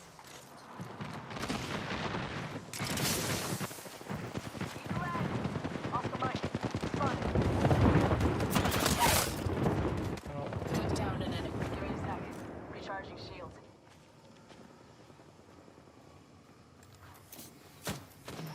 Reloading. Healing. Watch my back. Reload. Enemy down. I'm under fire. How did he? Picked up our squad mate's banner. Taking fire. Taking a knee. Snap. What the fuck is going on? Give my shields a recharge.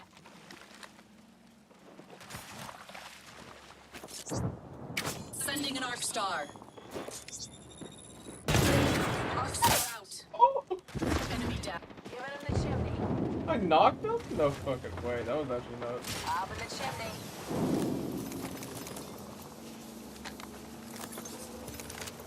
Take that.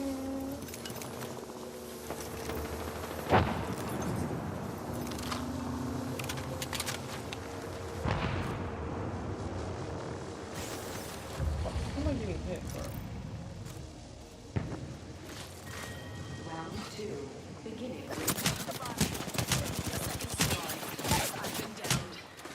Team? I was trying to thirst so hard at this.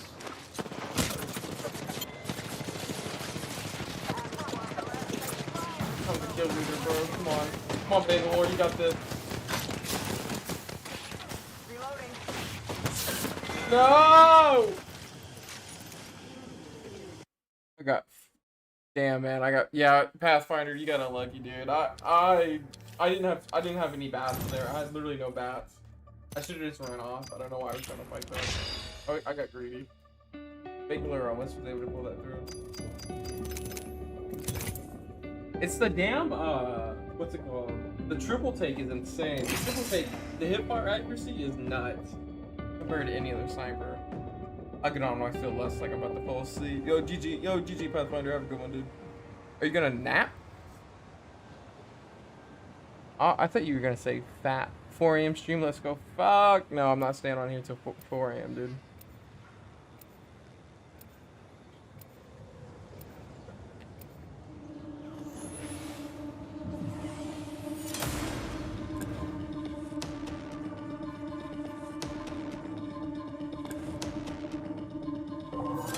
Offra falter. What time is it? Oh, it's only 8.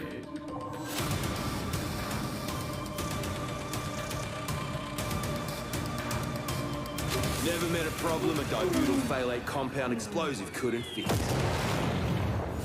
miss those late night streams, bro. That's when my sleep schedule was fucked. What do you mean? I'd stay up like all the way up until 8 in the morning. I'm the jump master. I'm sure that was fun Focus. for you. Fight. It was just me and you Win. on the streams the entire night, motherfucker. I had fun too, but like, my sleep schedule was fucked. Yeah, remember when he used to stream all night every night? Yeah. Show no mercy.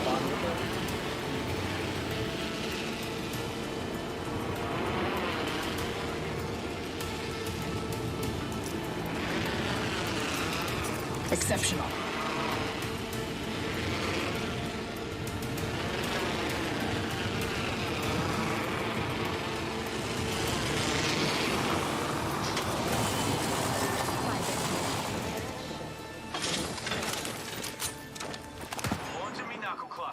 Launching me knuckle cluster.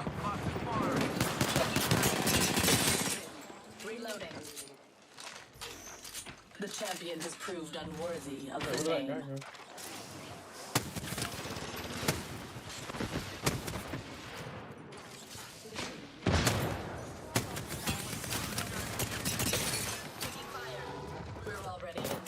Bro, what the fuck is wrong with my shit, bro?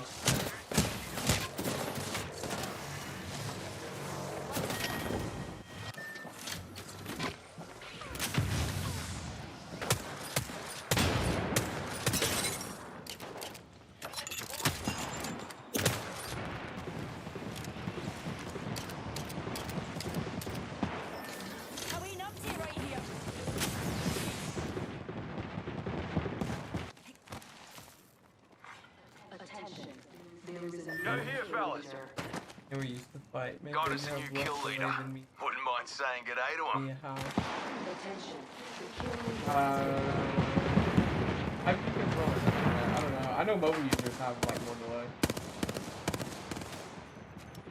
What do you say we move here? Respawn me.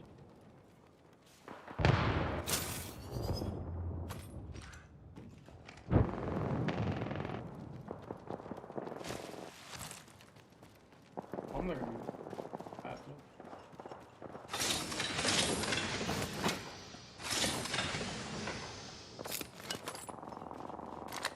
Shall we head this way?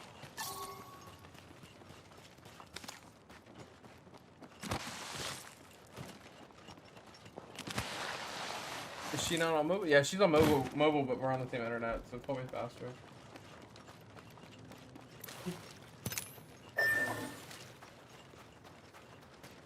Oh my god, why is my nose running?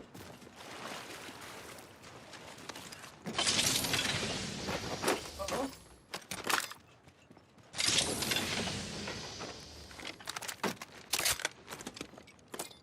Oh, this guy's looting is so slow. Oh.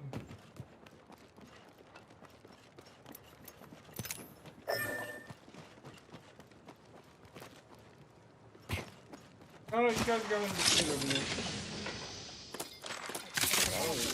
There is a new kill leader. Poor guys, I don't need to finish. On.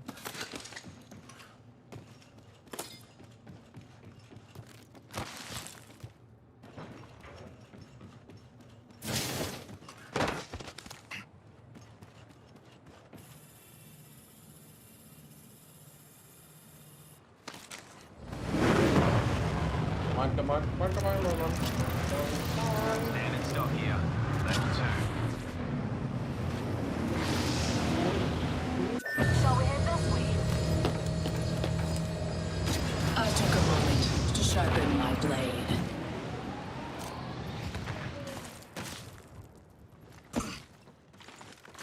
Oh my god, you fucking... Reckon we should go here.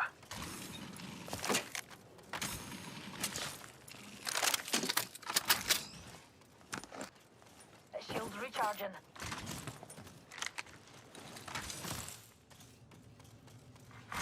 Care package being delivered. Just a moment. Crafting. Care package incoming.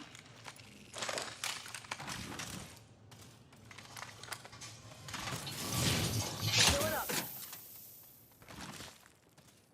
Fucking little snakes. I'm just chilling late for lunch. Lamau. Oh, glad to see you didn't get fired. Just a tick. Healing up.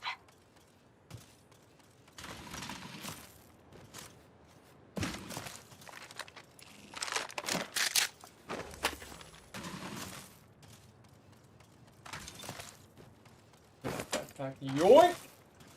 Look at that shit. Yeah, we got that.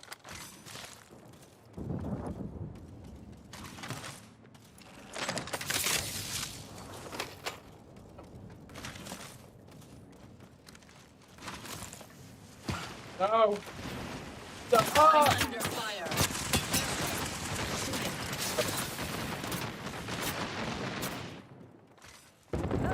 No!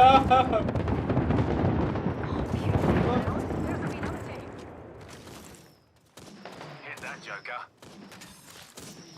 Oh, pure. Dropping the mother load. Mind your heads. They're shooting at me. Launching me knuckle cluster. Knuckle cluster. I'm out of heavy ammo. Bloody Joker over there. Spotted a clown over there. Here goes the old knuckle cluster. Tearing away. Reloading.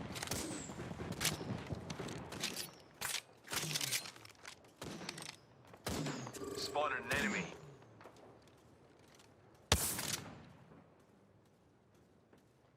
That'd be an enemy, fellas.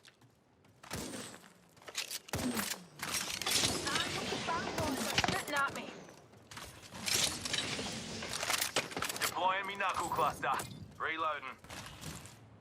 Yo, chill, chat. Bloody Joker over there. Recharging shields. Being shot at. Recharging my shields. Knuckle cluster out.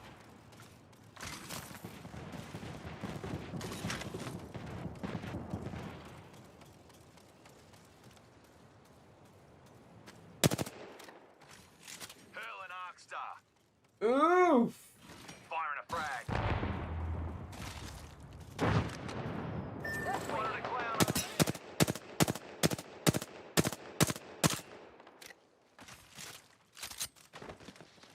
Serving him a knuckle sandwich.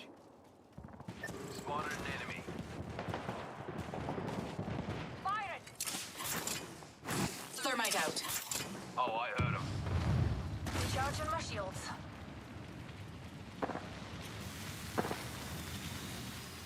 Enemy over there. Delivering thermite. Frag out. Deploying me knuckle cluster. Here comes the mother load. Reloading. Knuckle cluster firing. Let's put you in a bind. Reloading. Enemy killed.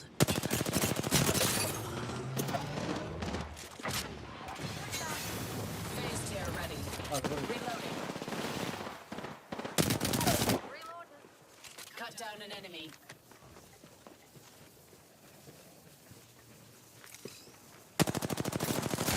Reloading. All those bomb pots are down for the count.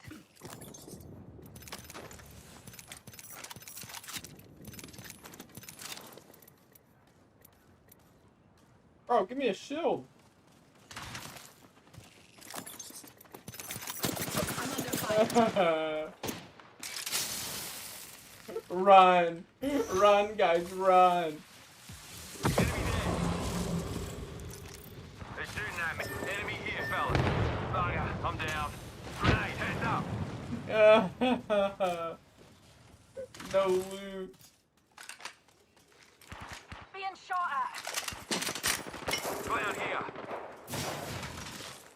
It's all over. Repairing damages.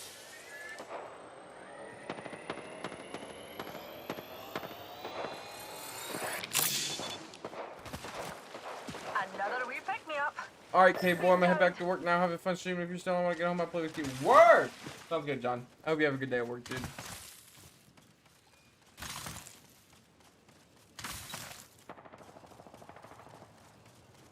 Hooligan on top of us. Oh, sucks to suck, guys. I know that you guys saved me, but there's nothing I can do for you guys now. Focus. Plan. Move. 30 seconds.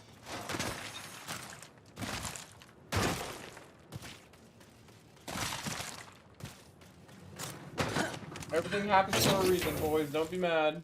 And tell Max to say hi when he joins. Alright, I will. It's gonna be sad that he wasn't first today. 10 seconds to reach the ring.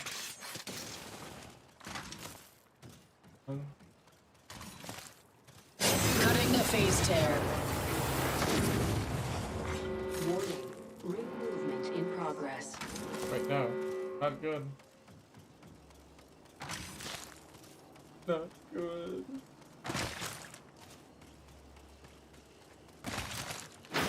Okay. Do I need Care package being delivered.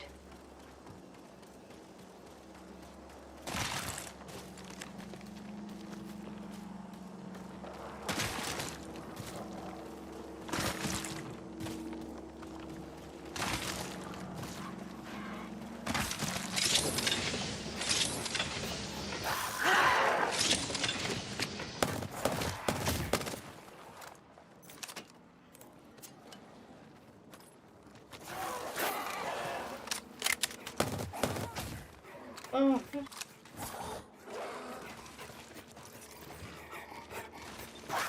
Shields are depleted. Recharging.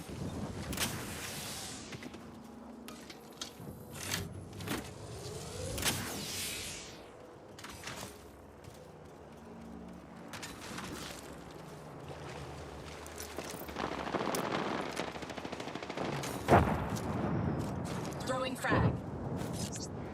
Sending an R-star.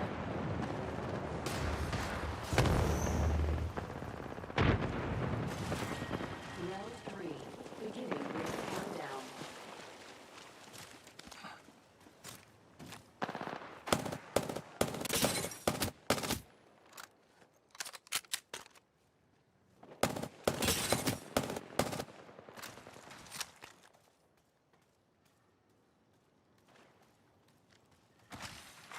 Replicator being delivered. Replicator incoming.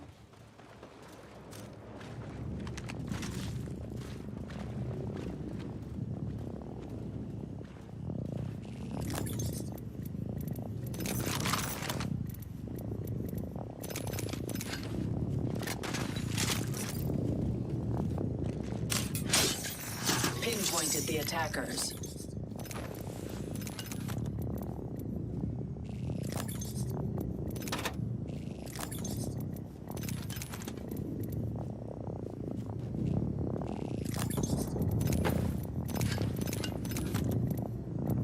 You're fucking jacked out the titties are.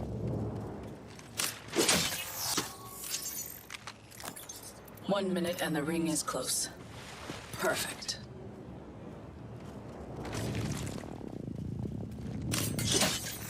Pinpointed our marks. Targets pinpointed. 45 seconds until close.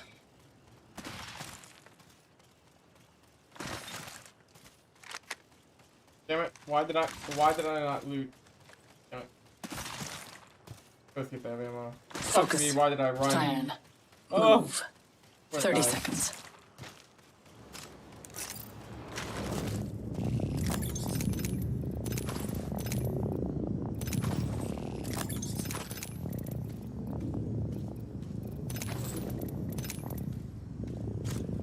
Ten seconds to reach the ring.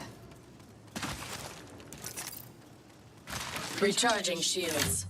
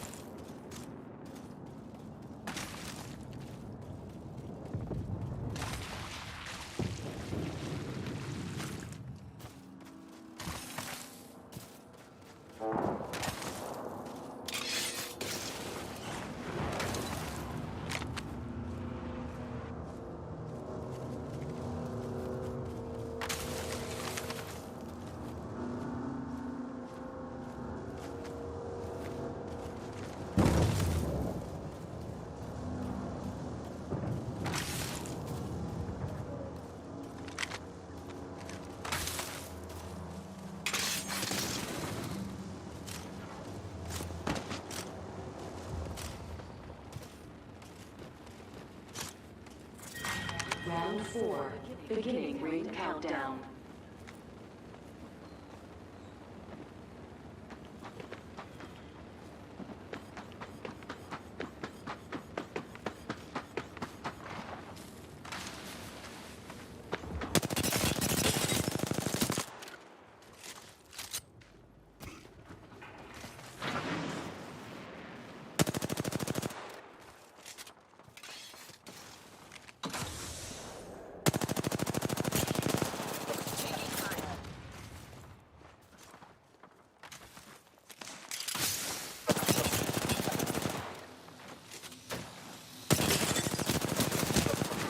What?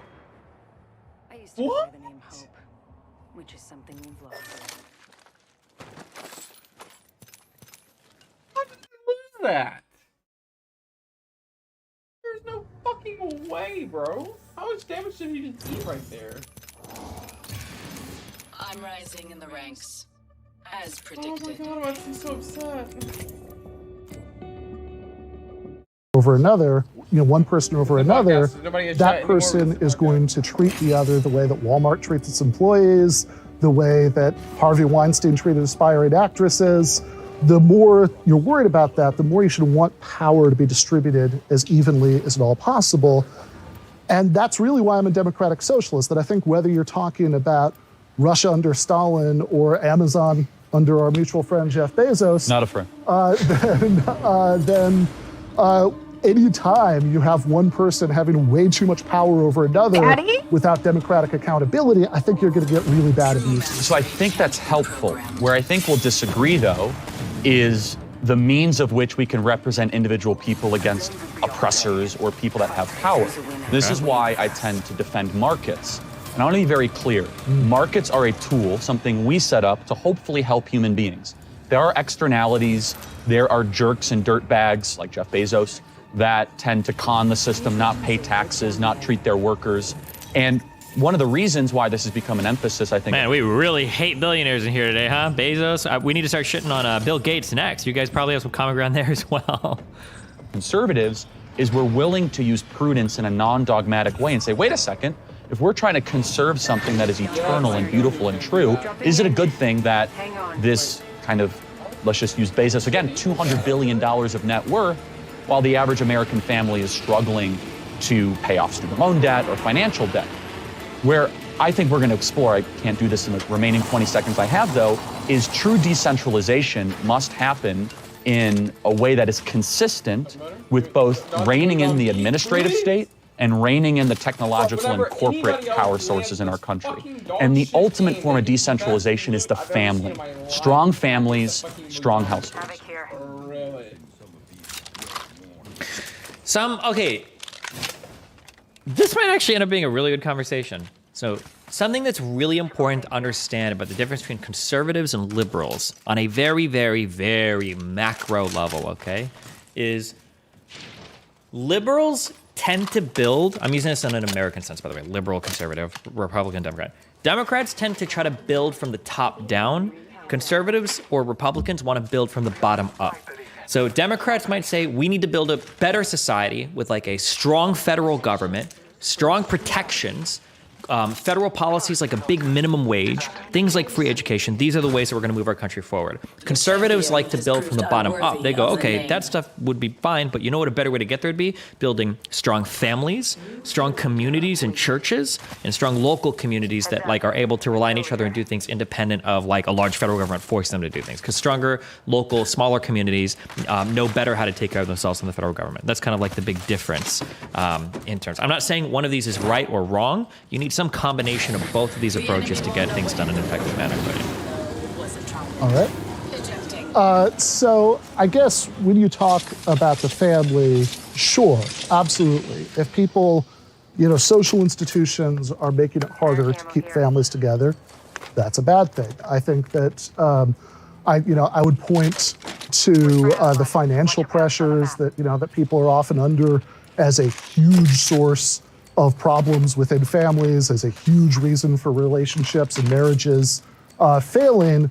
And that's something that I think would be helped by doing things like changing labor laws to make it easier to organize unions so people would be getting better wages and have more job stability, less of what employers like to call, flexibility, and everybody else calls precarity. And so that might be one place to start exploring this is, maybe you'll surprise me here, right? But I do not think we disagree. We agree on that. So, yeah, am I good to respond? Yeah, okay, go for good. it. No, I just didn't want to take any of your time. No, please. So I want to get into the union argument. I want to get into the minimum wage argument. I want to get into the healthcare argument. And I'm glad for you to say, and I really want to zero in on this, that family formation is a good thing. Because that is something that is debated amongst some Democrat socialist circles. And once we kind of get into the back and forth, I want to ask you about that. Because certain activist organizations tend to disagree. Some activists... Oh, he's going to bring out the BLM. I should have the exact information for this because I get wheeled out so often. On the BLM website a long time ago, there was some quote at the bottom that had to do with we need to make it so that we empower different family structures or whatever. But this one single quote gets taken as though BLM wants to destroy the nuclear family. It's wheeled out so much. It wouldn't surprise me if he's about to quote it. Conservatives wheel out this text so much. Oh, BLM wants to destroy the nuclear family. Want to destroy it. It's like, no, that's not what they meant when they said that. Organizations will call the family oppressive, patriarchal, where I believe the family is beautiful and the ultimate social bedrock institution. And every single statistic shows that when families are flourishing, divorce rates remain low, which they aren't currently, that crime goes down and literacy goes up and communities flourish. And I think one thing we can agree on, and you said it a little bit differently than I would, I think it's wrong when corporations are making families choose between spending another 10 hours at some soulless job or spending a weekend with your kids. I think the priority should be through our public policy, and our laws should always be toward the development of children and families getting stronger. Well, I think that if you want to have a traditional family, absolutely, you should be able to do that. You talked about activist organizations. I think that I would point to the Working Families Party in New York, for example, as an activist organization that clearly has no problem with families. Of course, if you want to live some other way, that's great. True. I think in a pluralistic society, I think everybody should be able to strive for their vision of the good life, and everybody should be free to live in the way that they want to be free. And I think that this is one of the biggest problems. When we talk about things like healthcare, oftentimes people on my side will emphasize the fact that life expectancy is higher in places like Canada and the UK where they have socialized healthcare and infant mortality. And you want to talk about families, people's babies are less likely to die in places like Canada and the UK than in the United States. And dude, I'm so black-pilled on like stats and stuff. It's really, I would have to look up through the UK and stuff. It's really hard to compare numbers from different countries because everybody counts different things in different ways, which is really irritating. So I'm trying to think if I can find the most egregious example that I can think of is I'm familiar with how Cuba does their stats. So Cuba has the highest abortion rate in the world. It's actually fucking insane. It was what did we look it up? It was 50 per 100 births. It was by 1977, the Cuban population reached 420 legal abortions per 1,000 people. It was it's an unimaginable number. It's what the fuck? Of all the pregnancies that were registered in Cuba in 1994, 60.2% were ended by therapeutic abortions. So the idea that Cuba has a very low, very, very, very low infant mortality. Yeah, no shit, because if there's any problem whatsoever, you will get pressured like a motherfucker by the doctor to terminate the abortion. So don't talk to me about your low infant mortality when you end over half of your fucking pregnancies in order to get rid of the chance of any anything going wrong during birth, It's really, really difficult to compare these numbers. Isn't that a good thing? You can call it a good thing or not. I'm just saying that it's not fair to say, oh, let's compare infant mortality from this country to the other when this country aborts, 5 times as many children. Because okay, well, hold on, we're not gonna even risk that, right? It's not really you're not really getting a true picture of, comparing this one to the other. So I don't know 100% of, I'd have to look this up before I say this. I think the U.S. might count infant mortality in a weird way where Do we even want the Brits to have higher life expectancies? true. Somebody tell me this is true, and I don't know if I remember this. Isn't it something like in the U.S., if you're having like a delivery or something goes wrong or whatever, and like the kid dies, this is considered like infant mortality, but like in some countries it's not necessarily, or it depends on if it's like an early delivery or not. Like there's like a whole slew of ways that you can count what infant mortality is, and you have to make sure that you're like comparing like to like on this. It's really, really weird because some countries do, some countries don't. I'm just saying, like, be really, really careful. I think the U.S. counts miscarriages in the first trimester as child mortality. Yeah, I'm just saying you got to be really careful when you like compare one number to another in a country because they might count them in different ways. It's really, really, really strange. Sorry, okay. Mortality amenable to healthcare, which is a stats nerd way of saying that you're less likely to die from treatable diseases, is lower in those places. And I think all those are true and important, but I don't think it's the most important thing because most of us are not on the verge of dying most of the time. Most of us are not worried that our babies are going to die most of the time. The biggest way, I think, that not providing everybody with healthcare as a right affects the lives of most people is that it makes us less free. Because people are a lot less likely to leave jobs that they hate if they're worried about, will I still have health insurance? Will my family still have health insurance? People stay in those jobs and don't pursue their dreams all the time because of that. There are people, you know, I think people who are in good families and want to keep them together, absolutely, they should be able to do that. But there are also people who stay in bad or even abusive marriages because they cannot afford to lose their spousal health insurance. And so I think that we're not only happier and we not only live longer, but I think we're also freer if we take care of those things. So that's an interesting point. And what you're articulating, as before we get into the back and forth here, is what Lyndon Baines Johnson would call freedom from necessity, which is something I take exception with. I do not believe the state should play an interventionist role in saying that it is the role of government to say that you should be free from wants or necessity. I would argue that through a natural rights compact, that you should be free to pursue virtue. And that's not to say you shouldn't have a social safety net, which far too often becomes a hammock, not a social safety net. But I think the design of government and the state, which is really what we're debating here, right? What is the role of public policy should be supporting things that are objectively good for people, for children, for the nation, and for the country. And so I'm happy to go into the kind of three categories that are common points of Democrat Socialists next: healthcare, union membership, and kind of the development of unions. All right, no more rules. We can interrupt each other. It's totally voluntary. Okay, hold on. Somebody in chat posted. Infant mortality is defined as the death of babies under the age of 1 year, but some of the differences between countries can be explained by a difference in how we count. And a baby born is a baby born weighing less than a pound and after only 21 weeks gestation actually born. In some countries, the answer is no, and those births would be counted as stillbirths. In the United States, on the other hand, despite these premature babies' relatively low odds of survival, they would be considered born. Sure, okay. Voluntary, unlike socialism. I'm kidding. That's my first socialist joke tonight. So let me ask, I want to ask you just kind of generally about Democrat socialism. Sure, yeah, let's do it. Where would you point to as 1, 2, or 3 examples that you think are the best embodiment of the worldview that you hold? Yeah. Scandinavia, let's go, baby. That all of the things that I want, you know, I do not think exist together right now in the world. But if you want to talk about places where a lot of the policy goals that I'd support, you know, have been implemented, I certainly don't think they're fully socialist societies by any stretch of the imagination, but I think a lot of it has been implemented.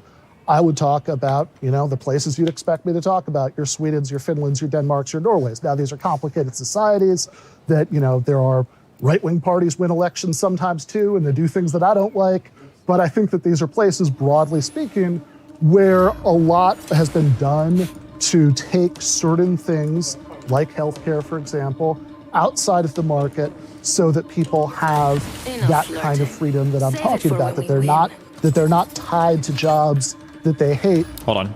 A hard time telling the difference between good back pain and bad back pain. I feel like I mean, it's not like excruciating. And I think it goes away by like 4 levels, but it's kind of like... because they're worried... Have you tried foam rolling? I thought about it. I'm not sure. That they and their families' basic needs aren't going to be taken care of if they don't stay in that subservient relationship. And, you know, you talked earlier about how you want the state to support things that are objectively good. Yes. It seems to me that... Okay, when you're having a conversational policy, don't ever say things that are objectively good, because obviously you disagree over that. If they were objective, then there would be no disagreement. There's a subjective values there, right? living longer is objectively good. Yes. Having lower infant mortality is objectively good. And I would also say that having greater freedom to live your life how you want and not being tied to a particular job, I think that's also objective. So job mobility is interesting. I want to get into the Canadian country. Sure, yeah. So Denmark doesn't have a minimum wage. Well, but you got to do the other half of that. That they don't have a minimum wage, but they have vastly more favorable terrain for unions than the United States does, and so a lot of the wage floor is enforced that way. It's still not just they get whatever the market says they get. But no government mandated minimum wage. What I find interesting, and don't want to walk away with it. You gotta hammer him on that shit, but okay. Some aspects of the Scandinavian countries appeal to me. Sure. According to the World Economic Freedom Index, every country outside of Norway is more economically free than the United States. And so, is that something that would interest you? If economic freedom is the definition of your view, then I would change the Bernie Sanders shirt. I think that what I mean by economic freedom and what they mean by economic freedom are going to be very different. I think oftentimes if you look at the methodology of those lists, it's very unclear. Like you'll get like the Cato Institute or whoever in some cases will do these lists where they rank places by freedom. And it's like, the things that they get points for, the things they don't get points for. Abortion doesn't matter. Whether you can have raw milk matters. I think are at least unclear to me. But I think this is the bigger philosophical thing, though, right? Like let's just do this rather than getting into the nitty gritty about the list. I think that what those Destiny, guys what's your bench? by Squat and deadlift. Listen, they're all low, but they're going DGGL. up, okay? Ask me in 2 months, all right? freedom is how much business owners are free to conduct their business however they want, without interference by the state. What I would mean by freedom in an economic context is the right of ordinary people to live the kinds of lives that they want to live and not be under the thumb to the extent that people are in the United States of whatever some corporation, wants to make them do. Right, and so just to clarify this though, about some of the Scandinavian countries, they went through massive deregulation in the 1980s, right? Many of these Scandinavian countries did, including Denmark. Denmark has actually come out and has said, stop calling us socialists. We are not socialists. You've seen that quote. Well, I have seen it, but I would like to say something about this. And people can check out, I actually wrote something about this last summer for Arc Digital Media. I think I read it. Okay, well, there you go. So I know where you're going before you say it. All right, well, beautiful. But the audience doesn't know. So happily, though, there are people who are watching who don't know, so let's say it anyway. So I think that saying that there's here is this center-right kind of prime minister who says, no, these social gains have nothing to do with socialism. And you say, oh, well, he says it, right? So therefore, he must be speaking for, Denmark as a whole, the Danish hive mind. I think is approximately equivalent to if the only two, if you were from Denmark and the only two Americans you'd ever talked to were Bernie Sanders and me, and you said, well, here's what they say about what America's all about. Here's what they say about, Social Security or the post office. This is the American point of view. I think, if you look at how long socialist parties were in power in Denmark and how many of those programs came about under them, I would not say that these are societies that have achieved socialism. We could certainly talk about what that would need to be. But I would say that these are societies where socialist parties allied with strong unions have brought about really beneficial social reforms as an effort to move farther in that direction. So let's talk about Norway. Sure. A country that I'm familiar with, you're familiar with. Let's talk about very wealthy country. Okay. Yeah. Why? Because I think the biggest reason is that they have done something that I'm sure that you wouldn't support, which is nationalize their oil industry. You mean use fossil fuels, not keep it in the ground like Bernie Sanders would be. Bro, we use so much fossil fuel in the United States. But okay. Bernie Sanders has tweeted, we need to keep all fossil fuels in the ground, but Norway's built $1 trillion sovereign wealth fund now. Okay, so would you support that? Nationalization? No, but it's better than keeping it in the ground. Okay, Sure. I mean, look, I think ultimately we probably are better off, transitioning to other energy sources. But if we're going to use oil, I would much rather that oil be in the hands of the people, that it fund generous social programs like in Norway. And I often do kind of get a sense when conservatives say this. It's like, oh, well, there's really nothing socialist about it. They've just nationalized the oil industry and used the proceeds to fund all of these social programs. I mean, if that's not socialist, can we at least have that not socialist thing? That sounds nice to me. Let me clarify, is that if there is wealth to be redistributed, there must be wealth to be redistributed. Sure. And Norway has the advantage of having some of the most strategic oil reserves in the country. And I just pinpoint it in particular because there tends to be this anti-fossil fuel development movement. It's something Norway and the United States have in common, is that we have a lot of oil. Now, if you want to, again, I know you said you don't want to do this. No, of course, I think the private ownership. Oh God, it's a 3-part battle thing. Perfect. Thanks for the. Oh, membership. The minerals is a strategic advantage for the United States. But let me ask you about what I think is one of the reasons. Please reset your positions. Why I think the Scandinavian countries' pursuit of egalitarianism looks good on paper. Okay, let's do and it. this is strict immigration. Now, this has changed in recent years because of a lot of the Syrian refugee crisis and more kind of left-wing governments taking over Sweden in particular.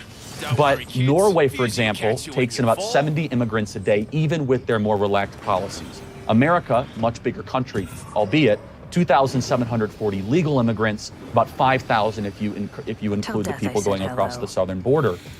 Do you, as being a Democrat socialist, do you support closed borders and strict immigration? No, I don't, and I'll tell you why. So, 2 reasons. One is that I think that, all of the economic data that I've seen says that having more immigrants actually increases the amount of wealth that society has to go around. And the second is I would ask what the alternatives are, right? So, we can do, like those families that, that you talk about, right? We can do things like separating families. We can do things like raiding, churches, to drag out immigrants. But I think we would really, really, really have to step up that, by a factor of 100 to actually get rid of all the undocumented immigrants in the country. Whereas I think a much better solution, if what you're worried about is, hey, here are people coming in who, they definitely contribute to economic growth, but here are people coming in who are willing to work for low wages or whatever. I think a much better solution to that problem is for those people to have a pathway to citizenship so that they're not afraid to do things like join unions, or they're not afraid to do things like, take their employers to court when they violate labor laws. I think that's a much better solution to that problem than the sort of heavy-handed, police state kinds of tactics, which I think would be the only way that you're actually going to resolve the status quo in the other direction. Treat. One of the things I like about Norway that you just said you don't like is to become a Norwegian citizen, you must speak the native language. It's a non-negotiable. You must have citizenship by birth is not applicable. And you must have lived in Norway for at least 8 out of the past 11 years. And so maybe you can help clarify this for me, because the mascot you're wearing on your shirt has changed on this, because I would understand the position you're espousing more if you said, hey, we're going to close off the borders. We're going to take care of our fellow countrymen.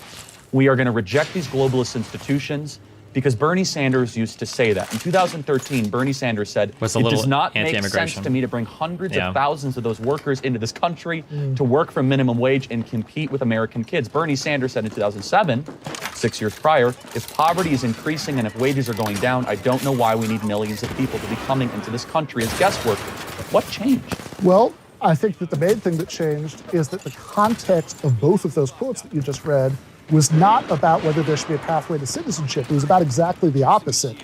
It was about the Bush administration's interest in 2007 and then later revivals of it in 2013, attempts to create a guest worker program, which I think you rightly compared to legalized slavery. A lot of immigrant rights groups were actually against those proposals for the same reasons, because those are things that, instead of giving people the rights of Americans so that they aren't afraid to do things like organize unions, those are things that would essentially just legalize the status quo. Currently in love with a girl and married for paper situation.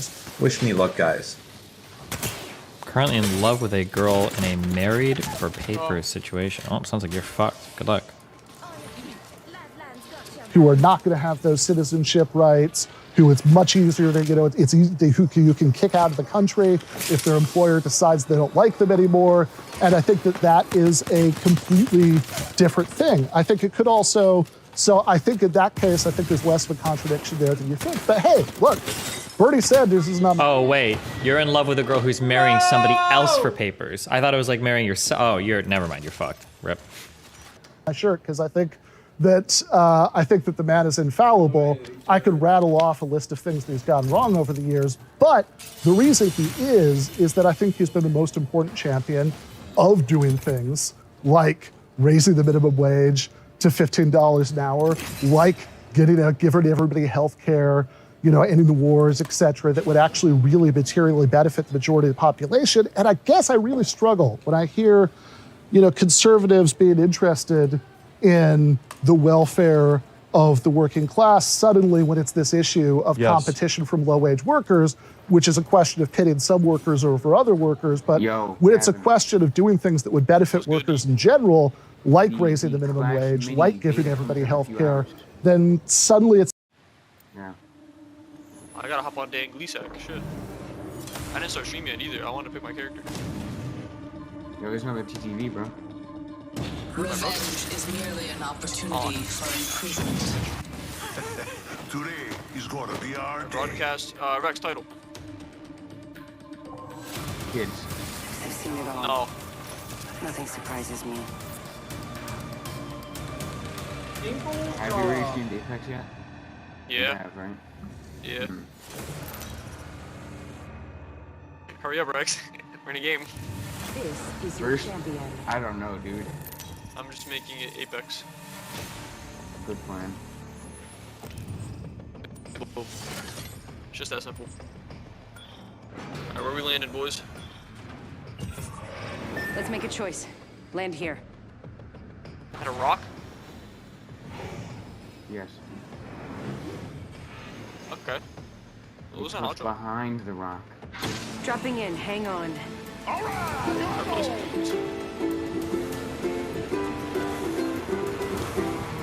chat open. I'm such a good streamer.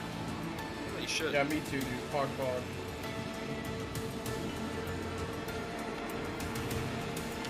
Ah! There's a whole civilization back here.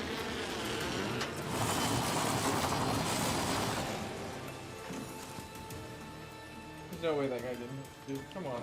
How am I getting donut walled? Hey, I'm getting shot. Throwing North Star. We gotta get down after this. I'm taking the shot. Oh my god. Go ahead. Yo, Ash, we got a few I'm enemies getting over jumped, here. bro. These motherfuckers jumping me. Looks like we're in the next ring. Good. Reloading. Taking fire, Talking bro. on you. Don't shield Yeah, you out. good, right? No, I'm not. Reloading. I'm the opposite of good. I'm just three people. You're overreacting.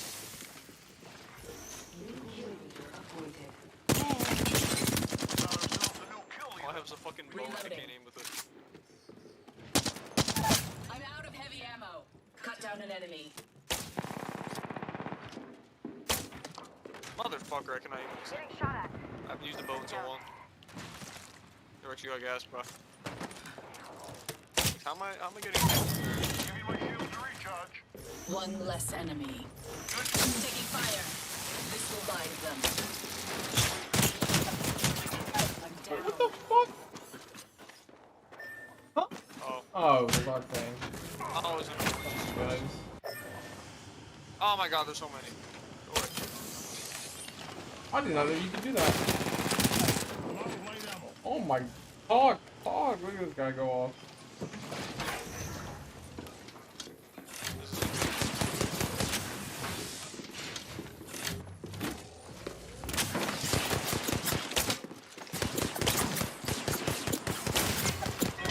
Fucking suck with the bow, holy shit. Dude.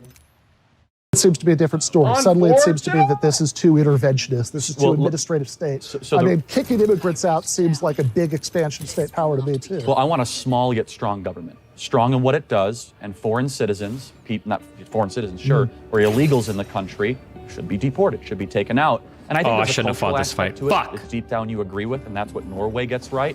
They realize if you don't speak the language, you don't have a shared culture, then there's something that all of a sudden makes it less like a nation and more like a colony or more like a temporary place for corporations to make money. Let's talk about the minimum wage. Let's talk about the reason why minimum I wage. don't want abrupt, quick, let's say increases in the minimum wage is it actually hurts workers. Washington Post, a very credible new study on Seattle's $15 minimum wage says the following. Workers have seen cut payrolls, they've been put off hiring, reducing hours, or letting their workers go. That is Seattle.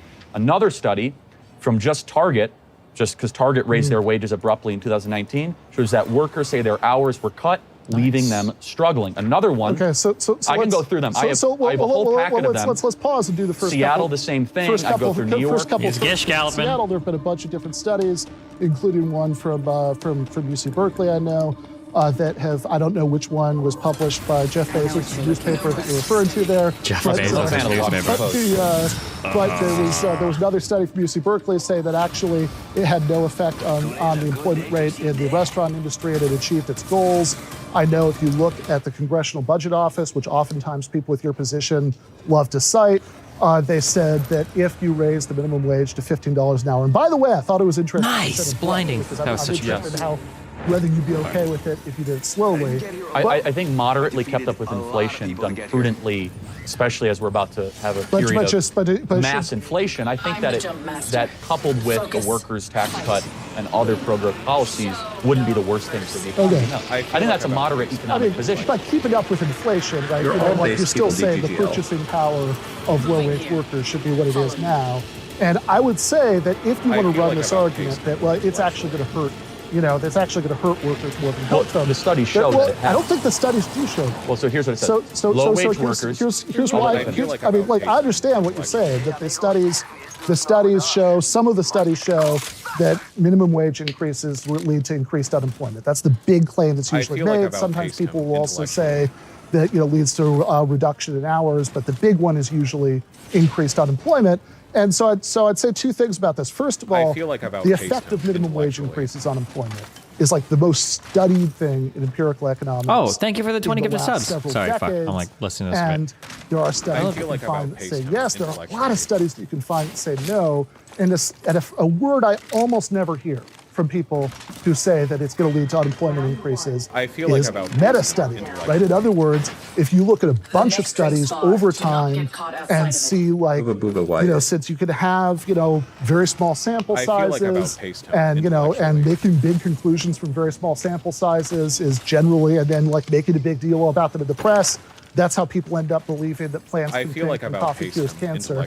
That they looked at some study with some super small sample size, but when you do the meta study of a bunch of different studies, most of those show no. But let's say, for the sake of argument, yes. Let's say that it does lead to some unemployment increase. Because you agree, certain studies do show that. Yes, certain studies do show that. I think most of them, and especially meta studies over time, say no, but sure, let's say yes. So if yes, would that mean that it was going to hurt workers more than help them? Well, we could look at the Congressional Budget Office, what they said in 2019, which was that 2/3 confidence that you'd have a range of unemployment effects somewhere in between 0 and 3.7 million, and most likely they said 1.3 billion people would lose their jobs. Now that's bad. I don't want 1.3 billion people to lose their jobs. That's a lot of jobs. But they also said that 27 million people would keep the jobs that they have right now and be paid more and would have more purchasing power. And so we say, okay, we have 27 million people who are being lifted out of poverty by this. We have 1.3 billion people out of jobs. Now, even if there was nothing that you could do about that, I'd still say that treating this as a knockdown, well, this is going to help poor people, working poor people more than it's hurt them, more than it's going to help them, I don't think makes sense. But also, I don't think we have to accept that those 1.3 billion people, if that's the true estimate, have to be permanently out of a job. We could have public works programs that could employ those 1.3 million people, give them dignified, unionized public sector jobs. And if you don't think that there's plenty of work for those 1.3 million people to do in terms of federal public works, trust me, I could give you a long list of things they could be doing. Let me build out the study, and then I want to ask you. So low-wage workers on average now clock 9% fewer hours and $125 less each month. That's Seattle. There's another one. New York City businesses struggle to keep up after a minimum wage increase. Would you support eliminating the FICA contribution for workers? That's a 7% tax on wages before we even talked about raising the minimum wage. Well, I'd like to. How would you eliminate the FICA contribution? You're gonna defund Social Security and Medicare? Mate, how about let's not do that, okay? Talk about raising the minimum wage with no preconditions, but why not the workers' tax cut? That's what I always don't understand, because we tax workers at 7%. 7% of our workers here lose their paycheck as half of their FICA contributions. I never hear that from workers' rights advocates. Because why would you cut your funding for Social Security and Medicare? What are you talking about? Ben, I hope Ben knows what FICA funds. Why? Well, I think that first of all, the first question you'd have to ask is what's the money that's going to be generated by that for those workers? Then the second question that you want to ask is what's going to be lost on the other end in terms of services if that's cut. And I think that paying people a higher minimum wage, having those 27 million people get a living wage. I can give them a 7%. I can give them a 7% wage increase tomorrow. And what? It's called cutting the FICA tax. Yeah. Every working person deserves 7% of their wages that are currently being taken by them by the government. Why don't you instantaneously agree? So what are you going to? Well, because I know what the other shoe is that's going to drop there. What are you going to cut to pay for that tax? Okay, increase? Oh fuck, he doesn't know what FICA funds. Oh no! How does he know so much? He knew so many other answers, but he doesn't know anything about FICA taxes. How do you guys? You gotta know what your taxes go to, okay? So FICA taxes is, what does it stand for? I don't know what the words stand for. It's the Federal Insurance Contributions Act, okay? So your FICA is split into two things, okay? Some of it goes towards Social Security, and let me see, hold on.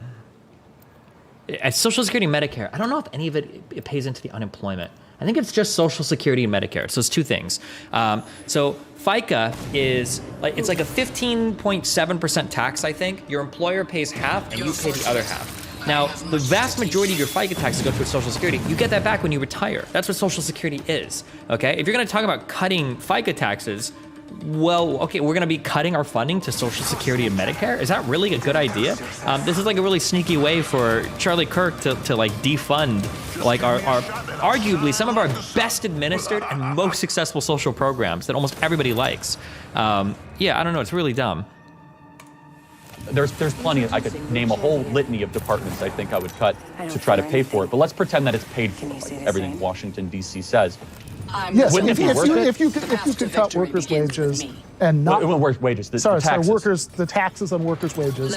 If you could cut that, and on the other end, there would be absolutely no loss in anything that's a beneficial thing that's going to make workers' lives better. Then sure, why not? But I think you should still raise the minimum wage, because I think, again, having those 27 million people now having a living wage, having the ripple effects for lots of people who are already making more than minimum wage, it's going to increase their wages, and then 1.3 million people need new jobs. Trust me, we can take care of that. So you're obviously no fan of President Trump or his administration. During his presidency, the bottom 10% of workers actually had an income grow faster than the top 10% of workers. And so what we saw— I am so curious how he arrived at that number. Your income?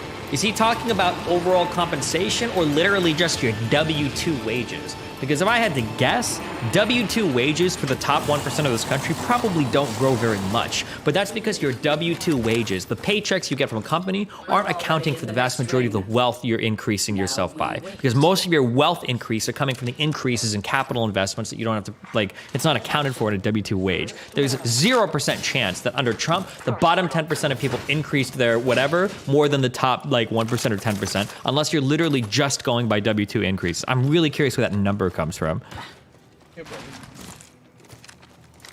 It's a real blue-collar boom over in the prior administration. I think what without having to abruptly raise the minimum wage. And the reason was, let me just finish, is an emphasis on entrepreneurship. This is an indicator that I don't hear talked about a lot, which is how many new businesses are being started. And when you raise the minimum wage, it's harder for the deli owner, the dry cleaner to enter into the market, because all of a sudden the labor pool is like, man, $15 an hour? I could barely pay to keep the lights on. So if we want new business, and you agree, entrepreneurship is a good thing, right? I think it's good to have new businesses. I'd like. Oh shit, Jamie dropped to. Wait, did it drop to 183 or did it rise to 183? I don't remember what it was at before. Oh no, it's just chilling. It's still chilling around here. That mother of all short squeezes is coming soon, guys. They did not deserve the title. We're going to talk about unions in a second. We can get into that. I want to get deep into unions. But I do just want to say on what you're claiming about the Trump economy, because I think this is an important point, right? Why? So yes, sure. Why? What explains those numbers that you just mentioned? You'd say it's a new emphasis on entrepreneurship. I'd say it's two things. I could go through other things okay, too, but including an energy renaissance. But I think the primary things are two things. One, that quite a few states during that time period actually did raise their minimum wage, and I think that had a big effect on that. Two, sure, that employment increases give workers more bargaining power, which a lot of conservatives now object to. They say, oh, nobody wants to work. But employment increases give workers more bargaining power in the labor market, and that's a good thing. But that's not really this new emphasis on entrepreneurship that Trump was doing. If you look at all the employment figures, whether you're looking at the overall civilian employment rate in the United States or whether you're breaking it down, black, white, Hispanic, whatever, all of those, you see the same trend, which is that in 2009, at the beginning of the Obama presidency, when the effects of the 2008 crash were really coming in, all of those were way up here. That it was like, you have like 10% unemployment. Over the course of the 8 years of Obama, it goes from 10% to 4.7% overall civilian, unemployment. And then sure, under the 4 years of Trump, or, like we'll give him a pass for the COVID part, but under those years of Trump, then you go from 4.7 to 3.5. So that is a continuation at an overall slower rate, but a continuation of what had happened before. And the reason I'm bringing that up is not that I'm a big Obama guy. I mean, look. No, I know you're not. As you know, I'm a Bernie Sanders would be a good start guy.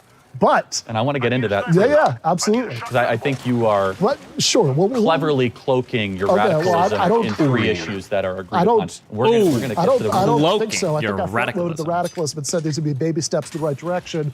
And I'm very confused about how you could be a populist without supporting those baby steps. We're all Hegelians now, I suppose. Let me ask you this question. No. But I do want to finish the point because I think it's an important one, right?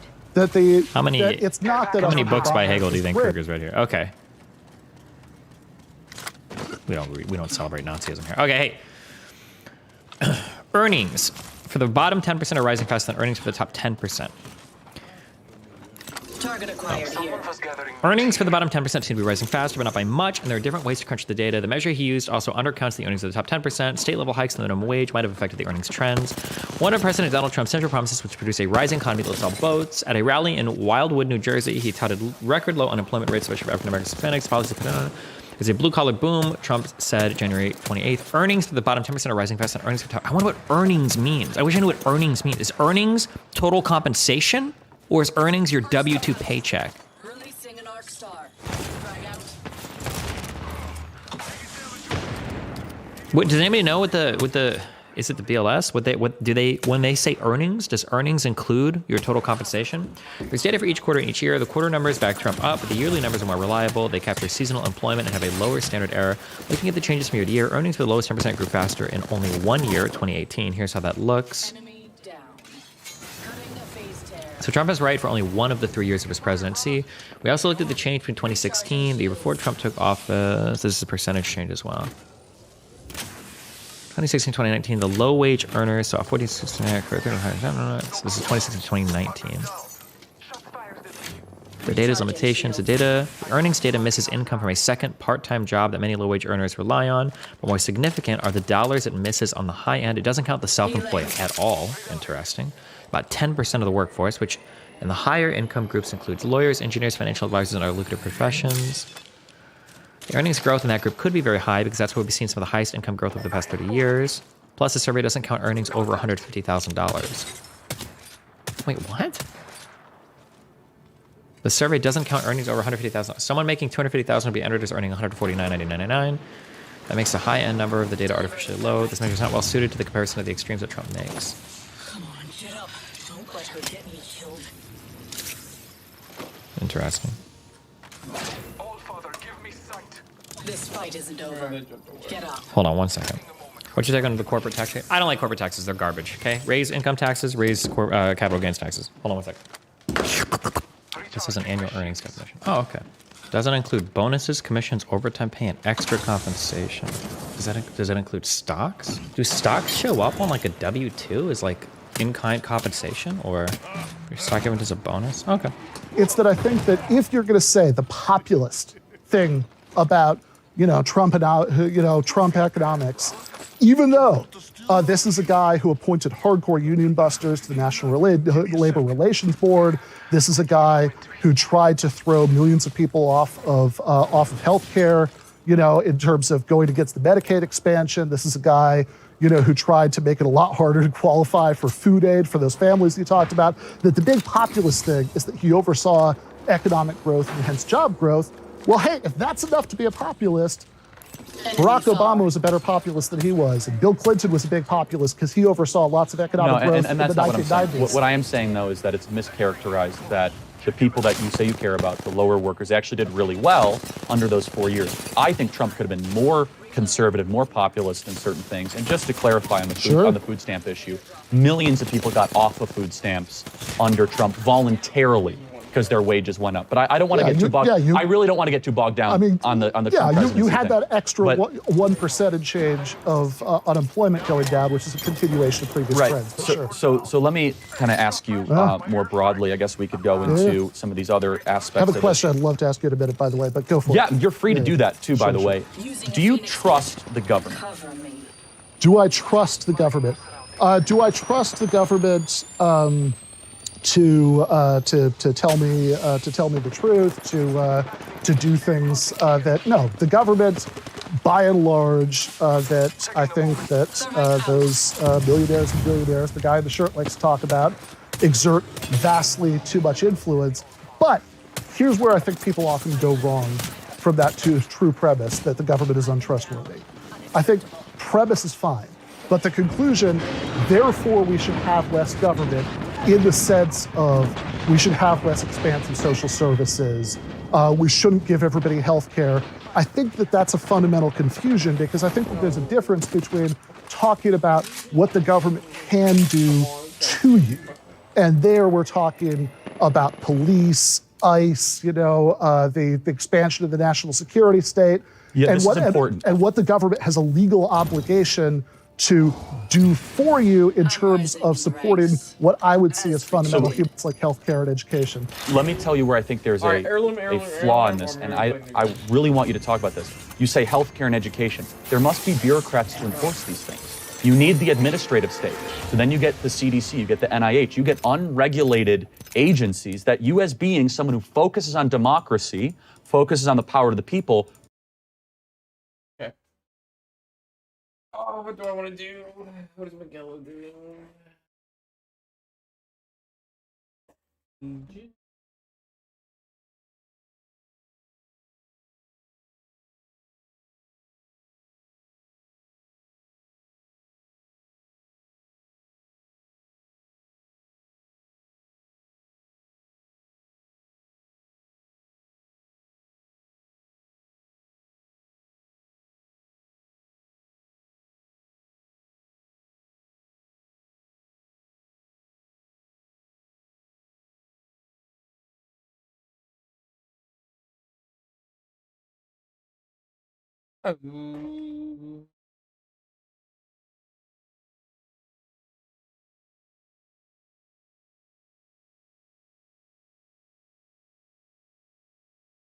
The city had nothing. But now I have the power. War is coming. There's no stopping what happens now. You don't understand what's at stake. Prepare to defend your people. You won't win a war against them. I have to try. Here we go. Let's see. I grew up on a military family, so I respect the heck out of military. My uncle was, my grandpa was Air Force in Korea, and my other grandpa was in World War II. That's awesome. That's crazy. Grew up in a military family. stretch, Johannes. I don't want to stretch. No, thank you. Girl, I appreciate you coming to my stream. Of course. I've hopped in a few times. Now, I'm not necessarily one to comment in streams. I've been in the stream before. I might say like hi, and then I'll like hop off, or I'll say hi and then I'll just lurk the whole time. Same with Emily. I watch her stream sometimes, but I don't really. I usually just like I'm like just creeping because I hate texting. I literally do not like typing. And for whatever reason, I'm terrible at texting. Like I've had iPhones for like years now, and for whatever reason, I'm still terrible at texting.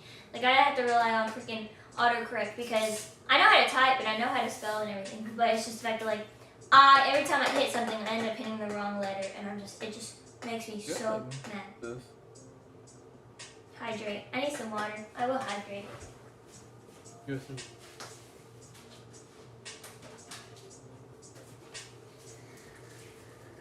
Hydrate.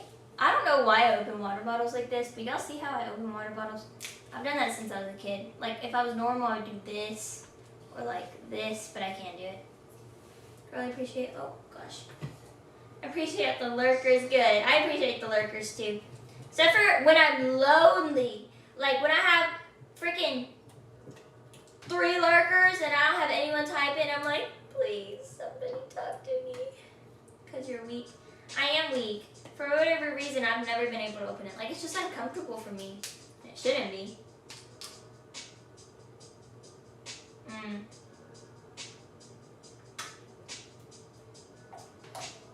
United States Marine Corps. That's what I stand for. Or Corps. No. Have you done anything in the military?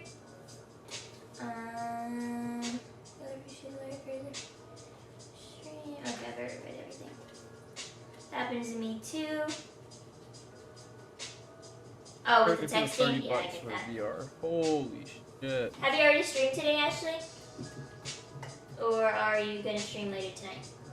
Because like I said, usually when I'm about to hop on stream, that's when I see that you're streaming. Or like maybe I'll get off and then you're streaming. Johannes, are you still streaming? Are you lurking on my stream while you're streaming? Or are you off? Can't get this clump melted.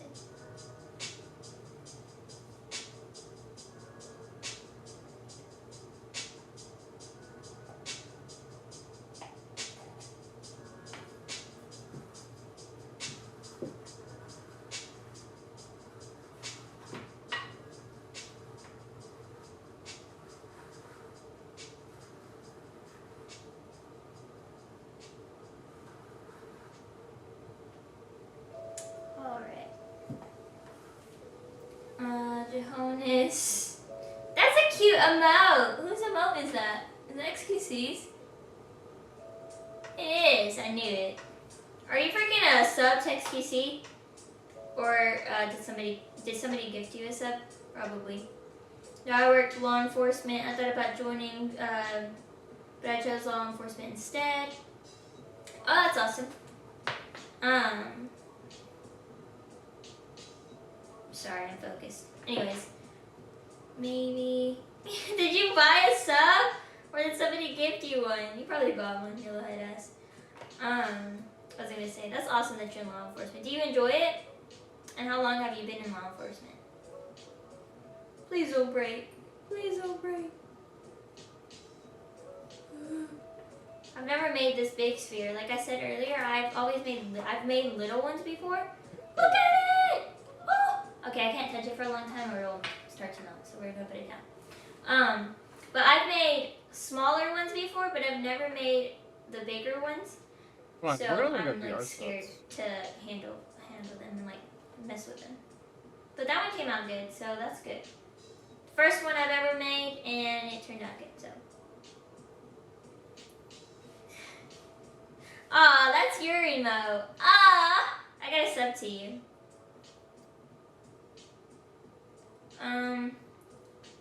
My grandfather, after he left Air Force, was a cop for 30 years before passing. Aww. Wasn't long, but I have 357 arrests under my belt. Oh my goodness.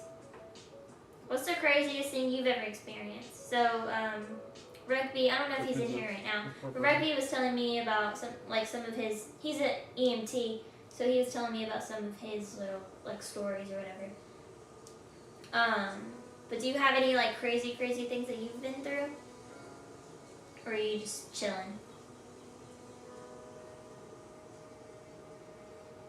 How long did I have 357? Oh, so you're not in law enforcement anymore, but you were. Having to disarm someone pulling a 357 on me. Oh my goodness. Was it scary? Like in that moment, are you scared at all? Or are you just more, focused?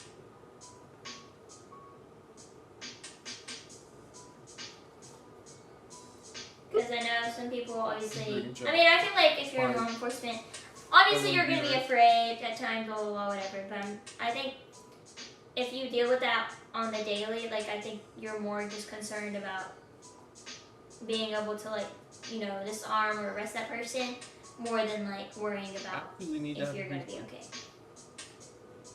Didn't faze me. I'm trained in 3 martial arts. I don't get scared. That's awesome. That's crazy. That's like someone that got tased 7 times, bro. Some of y'all need to chill. Oh my gosh. Oh my goodness. 7 times. How does that even?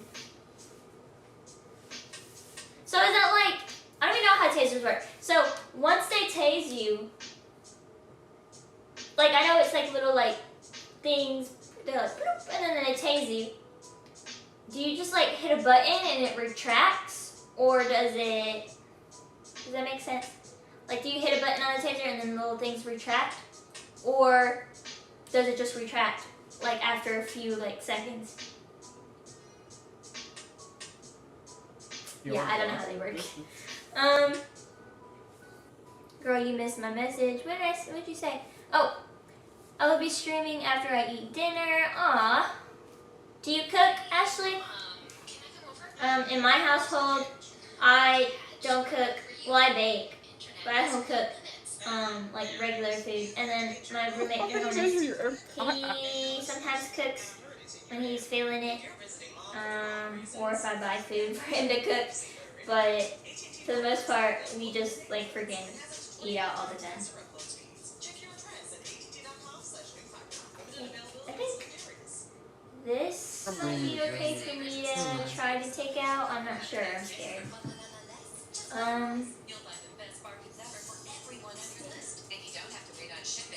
Wait, what? One time a dude killed peed all over the place, and me and David partner were like, what the?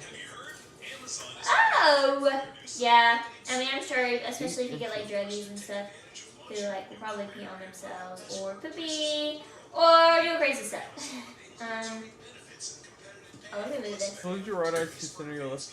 Is that the mold to make kick bombs? Yes, so this is the mold to make round kick bombs. I'm so confused. This is oh, let me not drop that. For round ones. So I'm gonna I make this, and then I make the other one, which the other one's drying, and then I melt the bottom of this, and then put it on top of the other one. So it makes a circle, but the other half is still drying. So I'm just waiting on that, and then I'm gonna decorate it all cute. Basically, I'll drizzle chocolate on it, and then put whatever I want on top of it. I'm probably gonna put not on the chocolate ones. I'm not sure what I'm going to do with the chocolate ones yet, but I'm going to do white chocolate ones as well. So I'll melt white chocolate, which is right here. And then I'll do the same thing, make the circles. But instead, I will, with those, I'm probably going to do snowflakes on top of them. I'm going to do a drizzle, a white drizzle on top, and then I'm going to do snowflakes. Oh, I don't know how to get this out. Oh, okay. Anyways, this is a shot glass. My hands are warm, so I really need to put, I don't even know. I need something to hold it. Let me show you guys. Anyways, this is a chocolate shot glass. y'all see that? Anyways. Yeah, so this is a chocolate shot glass. That's what the mold I'm using right now is to make shot glasses. So basically, if I wanted to melt,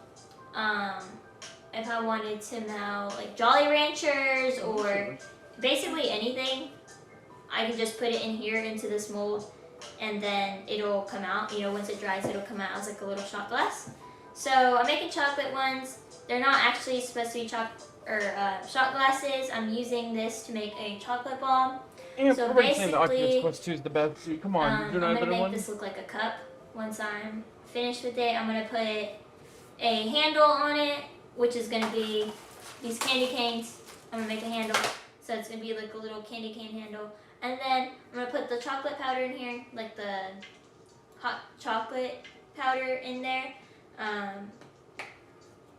I'll make one on stream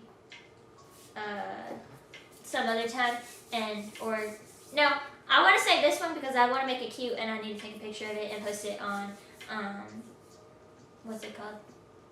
Post it on my social media basically so I can like show people like what it looks like.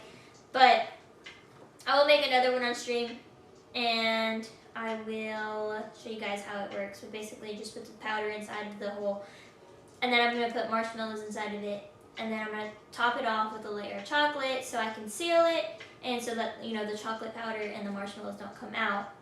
And then I'm going to put marshmallows on top of it, some more marshmallows on top of it. So basically it's going to look like a little mug with marshmallows on it. It's just literally just going to look like a mug with hot chocolate in it.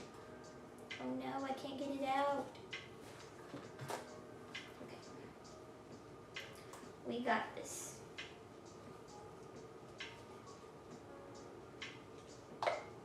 My hands are too warm. It's like melting in my hand.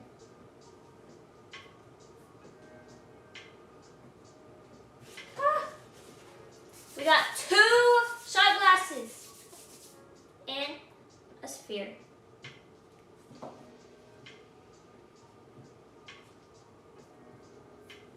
Okay. Quest 2 offers exceptional clarify. The dude was fine too. He had 3 taser probes still stuck in him. Oh my gosh. I'm like, did this help you guys restrain him? Or that's crazy. Yeah, some people would definitely take advantage of their power. That's definitely one of those instances. I feel like after a certain amount of times, the person's definitely.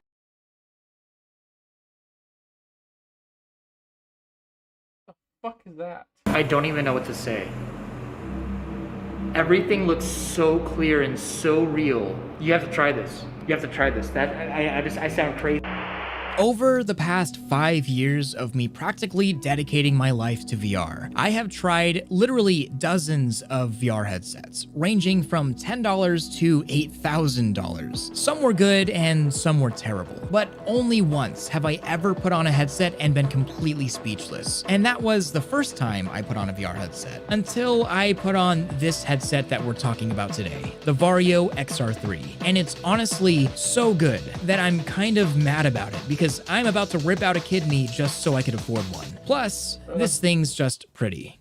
So I want to get this out of the way right away. This is the Vario XR3. It is a, wait for it, $7,000 VR headset, and I've been trying to get my hands on one for almost a year now since it released in December. I've wanted to figure out why so many companies are writing rave reviews about it, and why it's so expensive, and what does it really do differently or better than this $300 headset that I have here? I mean, how can you justify buying one of these versus 23 of these? And now that I have it in hand, I have an answer. I did want to say though, whether or not you actually want to buy one of these or you're just interested in VR technology, this is not only one of the most expensive headsets out there, but more importantly, it's one of the most advanced VR headsets out there. The tech crammed inside of the XR3 is almost as mind-boggling as experiencing it. I mean, just to power it, you need 2 power bricks and 2 DisplayPort 1.4s. That alone should tell you that we're not dealing with some regular old VR headset here.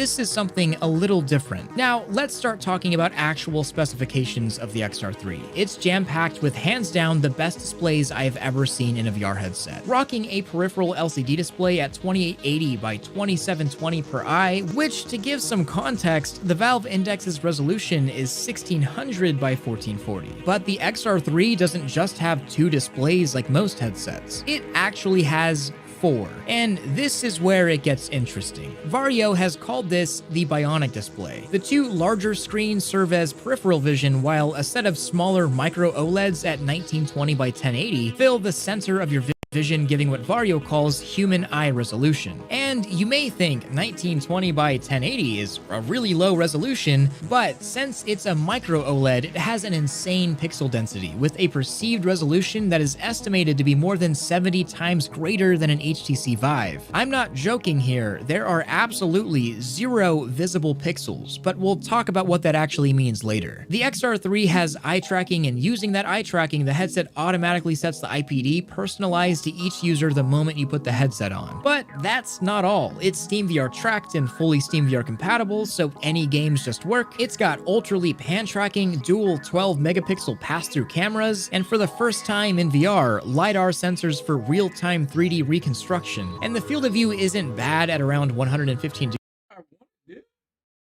Top 2 cells. I have to download the product book.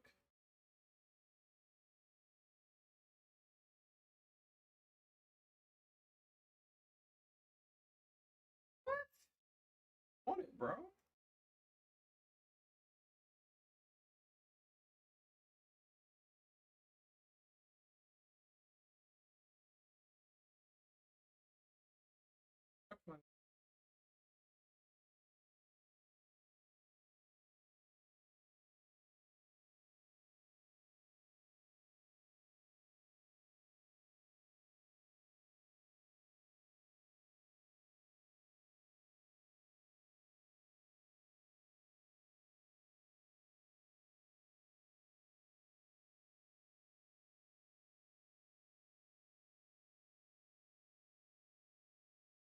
Degrees, pretty comparable to, again, the Valve Index, and things aren't all perfect, of course. There's 0 audio on this headset, I guess so people can add their own crazy high-fidelity headphones to their crazy high-fidelity headset, and possibly due to these lenses, there was a little pupil swim, which makes the image a little wobbly on occasion, and that sucks, but it's honestly a very small issue compared to what else this thing offers. So let's start off with what this headset gets right with just the design. Beyond the physical design language of the headset, which is really pretty, this head strap is exactly what I want my own future headsets to have. It has adjustment on the back of the headset for overall tightness, which is normal, but it has a dial on the top that holds the headset to your forehead, so there's very little wiggle when moving around, and it's got side dials that further tighten it to your head. When this thing is adjusted properly, it's not flopping around, even if you were to say run with it. Now let's finally talk about these displays. Other than just for gaming, I've been searching for a real alternative to using a monitor. If you use, say, a VR headset as a monitor, you wouldn't be limited to screen space or windows or really anything. You'd have an infinitely customizable workspace to do whatever you want. But the problem I've always ran into is VR headsets just aren't clear enough to be an actual replacement, at least not professionally. Text is often blurry, even if it's just a little, or colors don't look right, and I end up always going back to a monitor in defeat just because it's easier. And this is the first headset I would seriously consider using as an actual monitor replacement. It's so clear, it's almost weird. And going back into games I've played over and over again, it's like revisiting entire worlds that are remastered in higher resolution. And the field of view here isn't anything groundbreaking, and it's probably the one thing that is certainly beat by many other headsets, but everything is so clear that it sort of makes up for it. And I think this is actually a really clear example. I got a VR game dev to try their own game that they already stare at for hours a day in VR to try it on the XR3, and this was their reaction.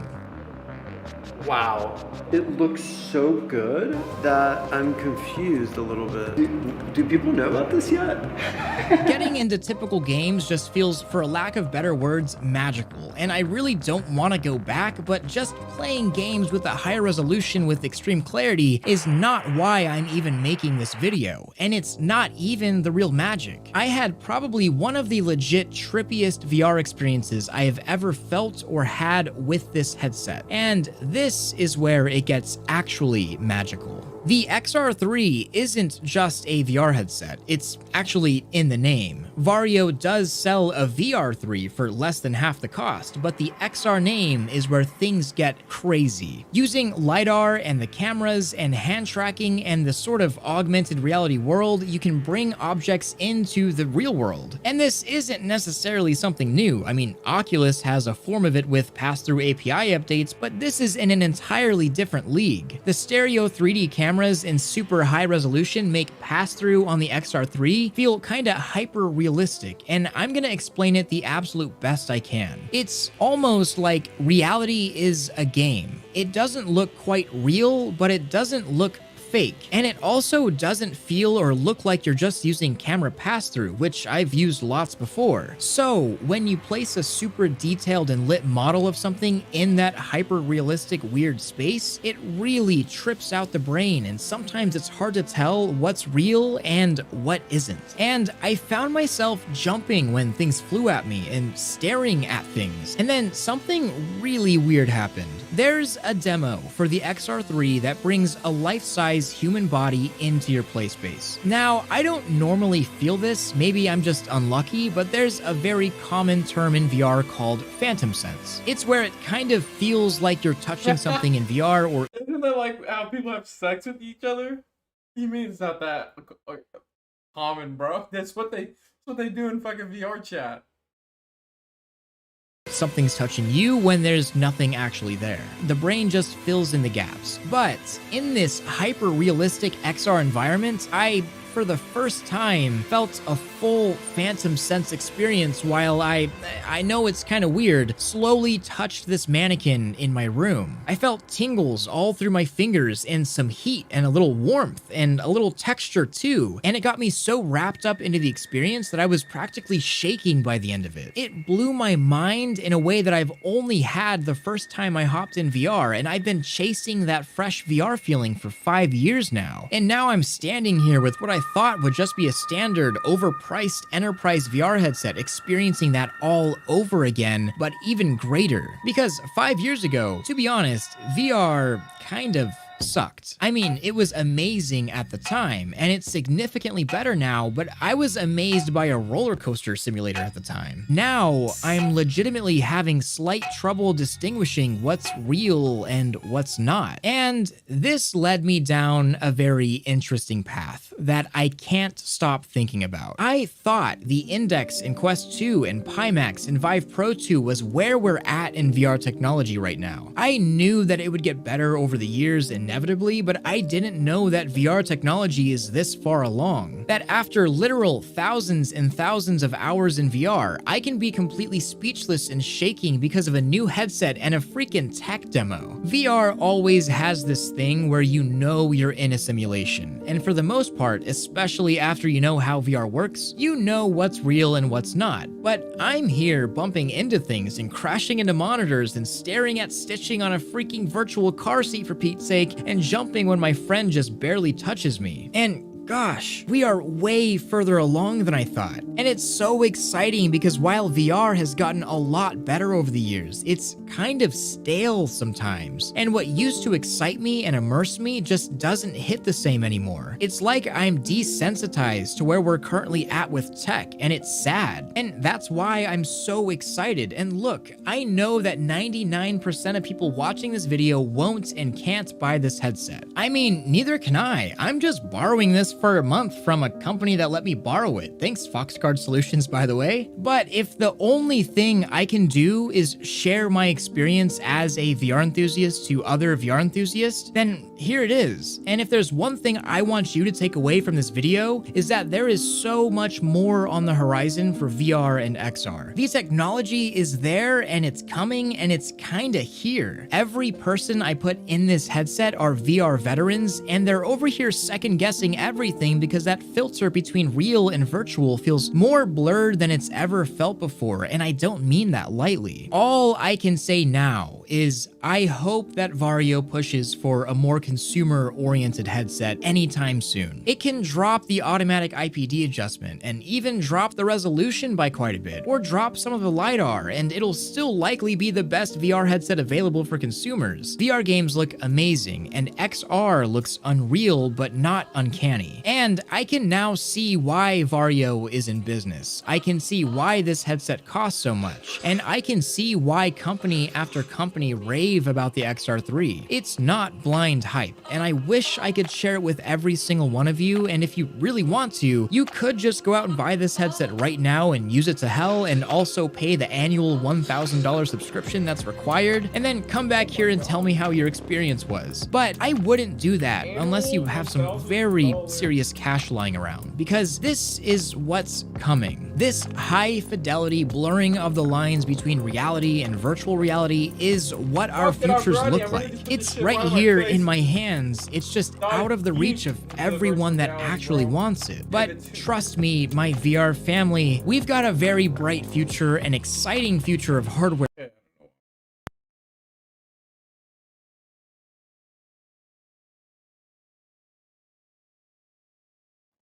Virtual reality gets better day by day, and with the vast quantities of different headsets from a whole bunch of really great brands, it can be difficult to know which one is truly the best. Well, here, let me break this one down for you in the top 5 best VR headsets. Oh, and all links to these will be down in the description and comment section, so be sure to check that out.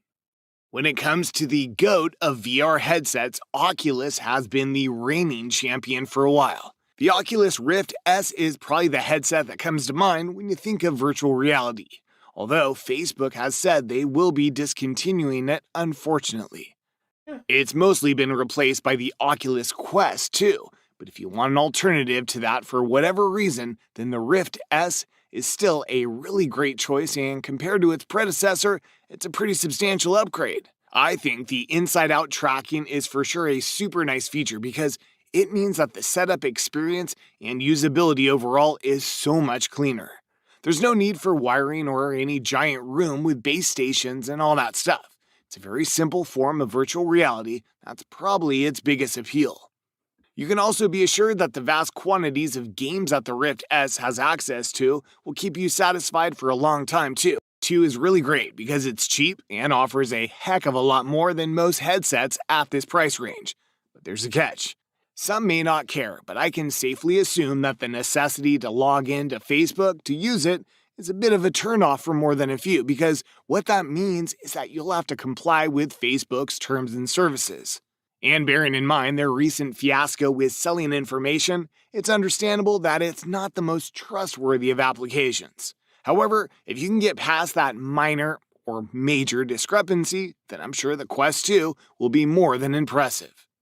It's a fairly simple looking set, but if you delve deeper into the internals, you'll find that it has a very high and awkward resolution that, well, sits between 3K and 4K.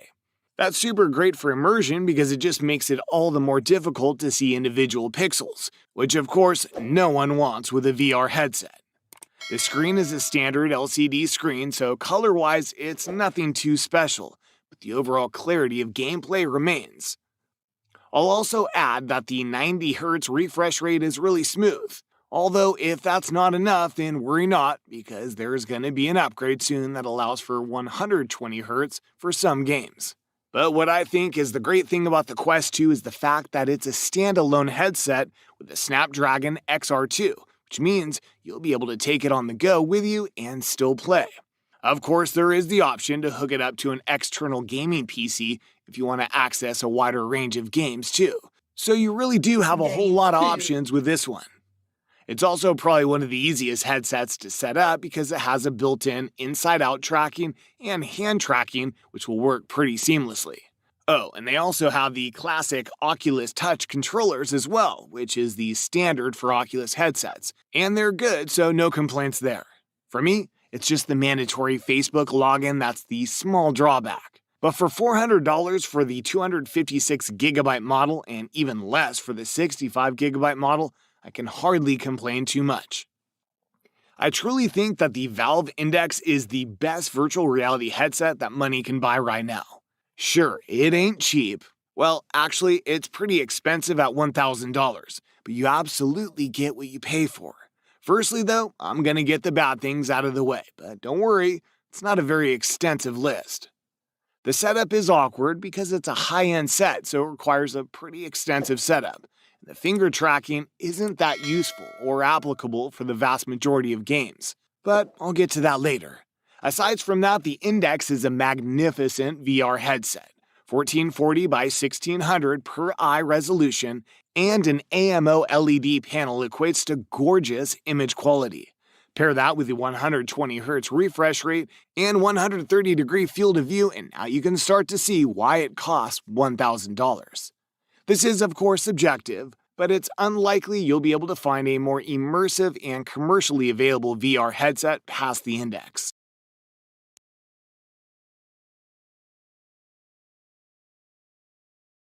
Are you looking for a VR headset, but don't know which one to choose because of the different options that are available? Well, in this video, we break down the top 5 VR headsets on the market this year, based on performance and situations they'll be used in. We'll be taking a look at VR headsets in every budget range, so whether you're looking for a reasonably priced VR headset that's geared for console gaming, or a top-of-the-line premium VR headset with superior high resolution, amazing audio, and excellent tracking, we'll have an option for you. So if you're interested in finding out which VR headset will be best for you, stay tuned. All the links to find the best prices on all the products mentioned in this video will be in the description below. The products mentioned in this video are in no exact order, so be sure to stay tuned till the end so you don't miss anything. We'll start with the Oculus Quest 2, our choice for best VR headset for most people. The lightweight Oculus Quest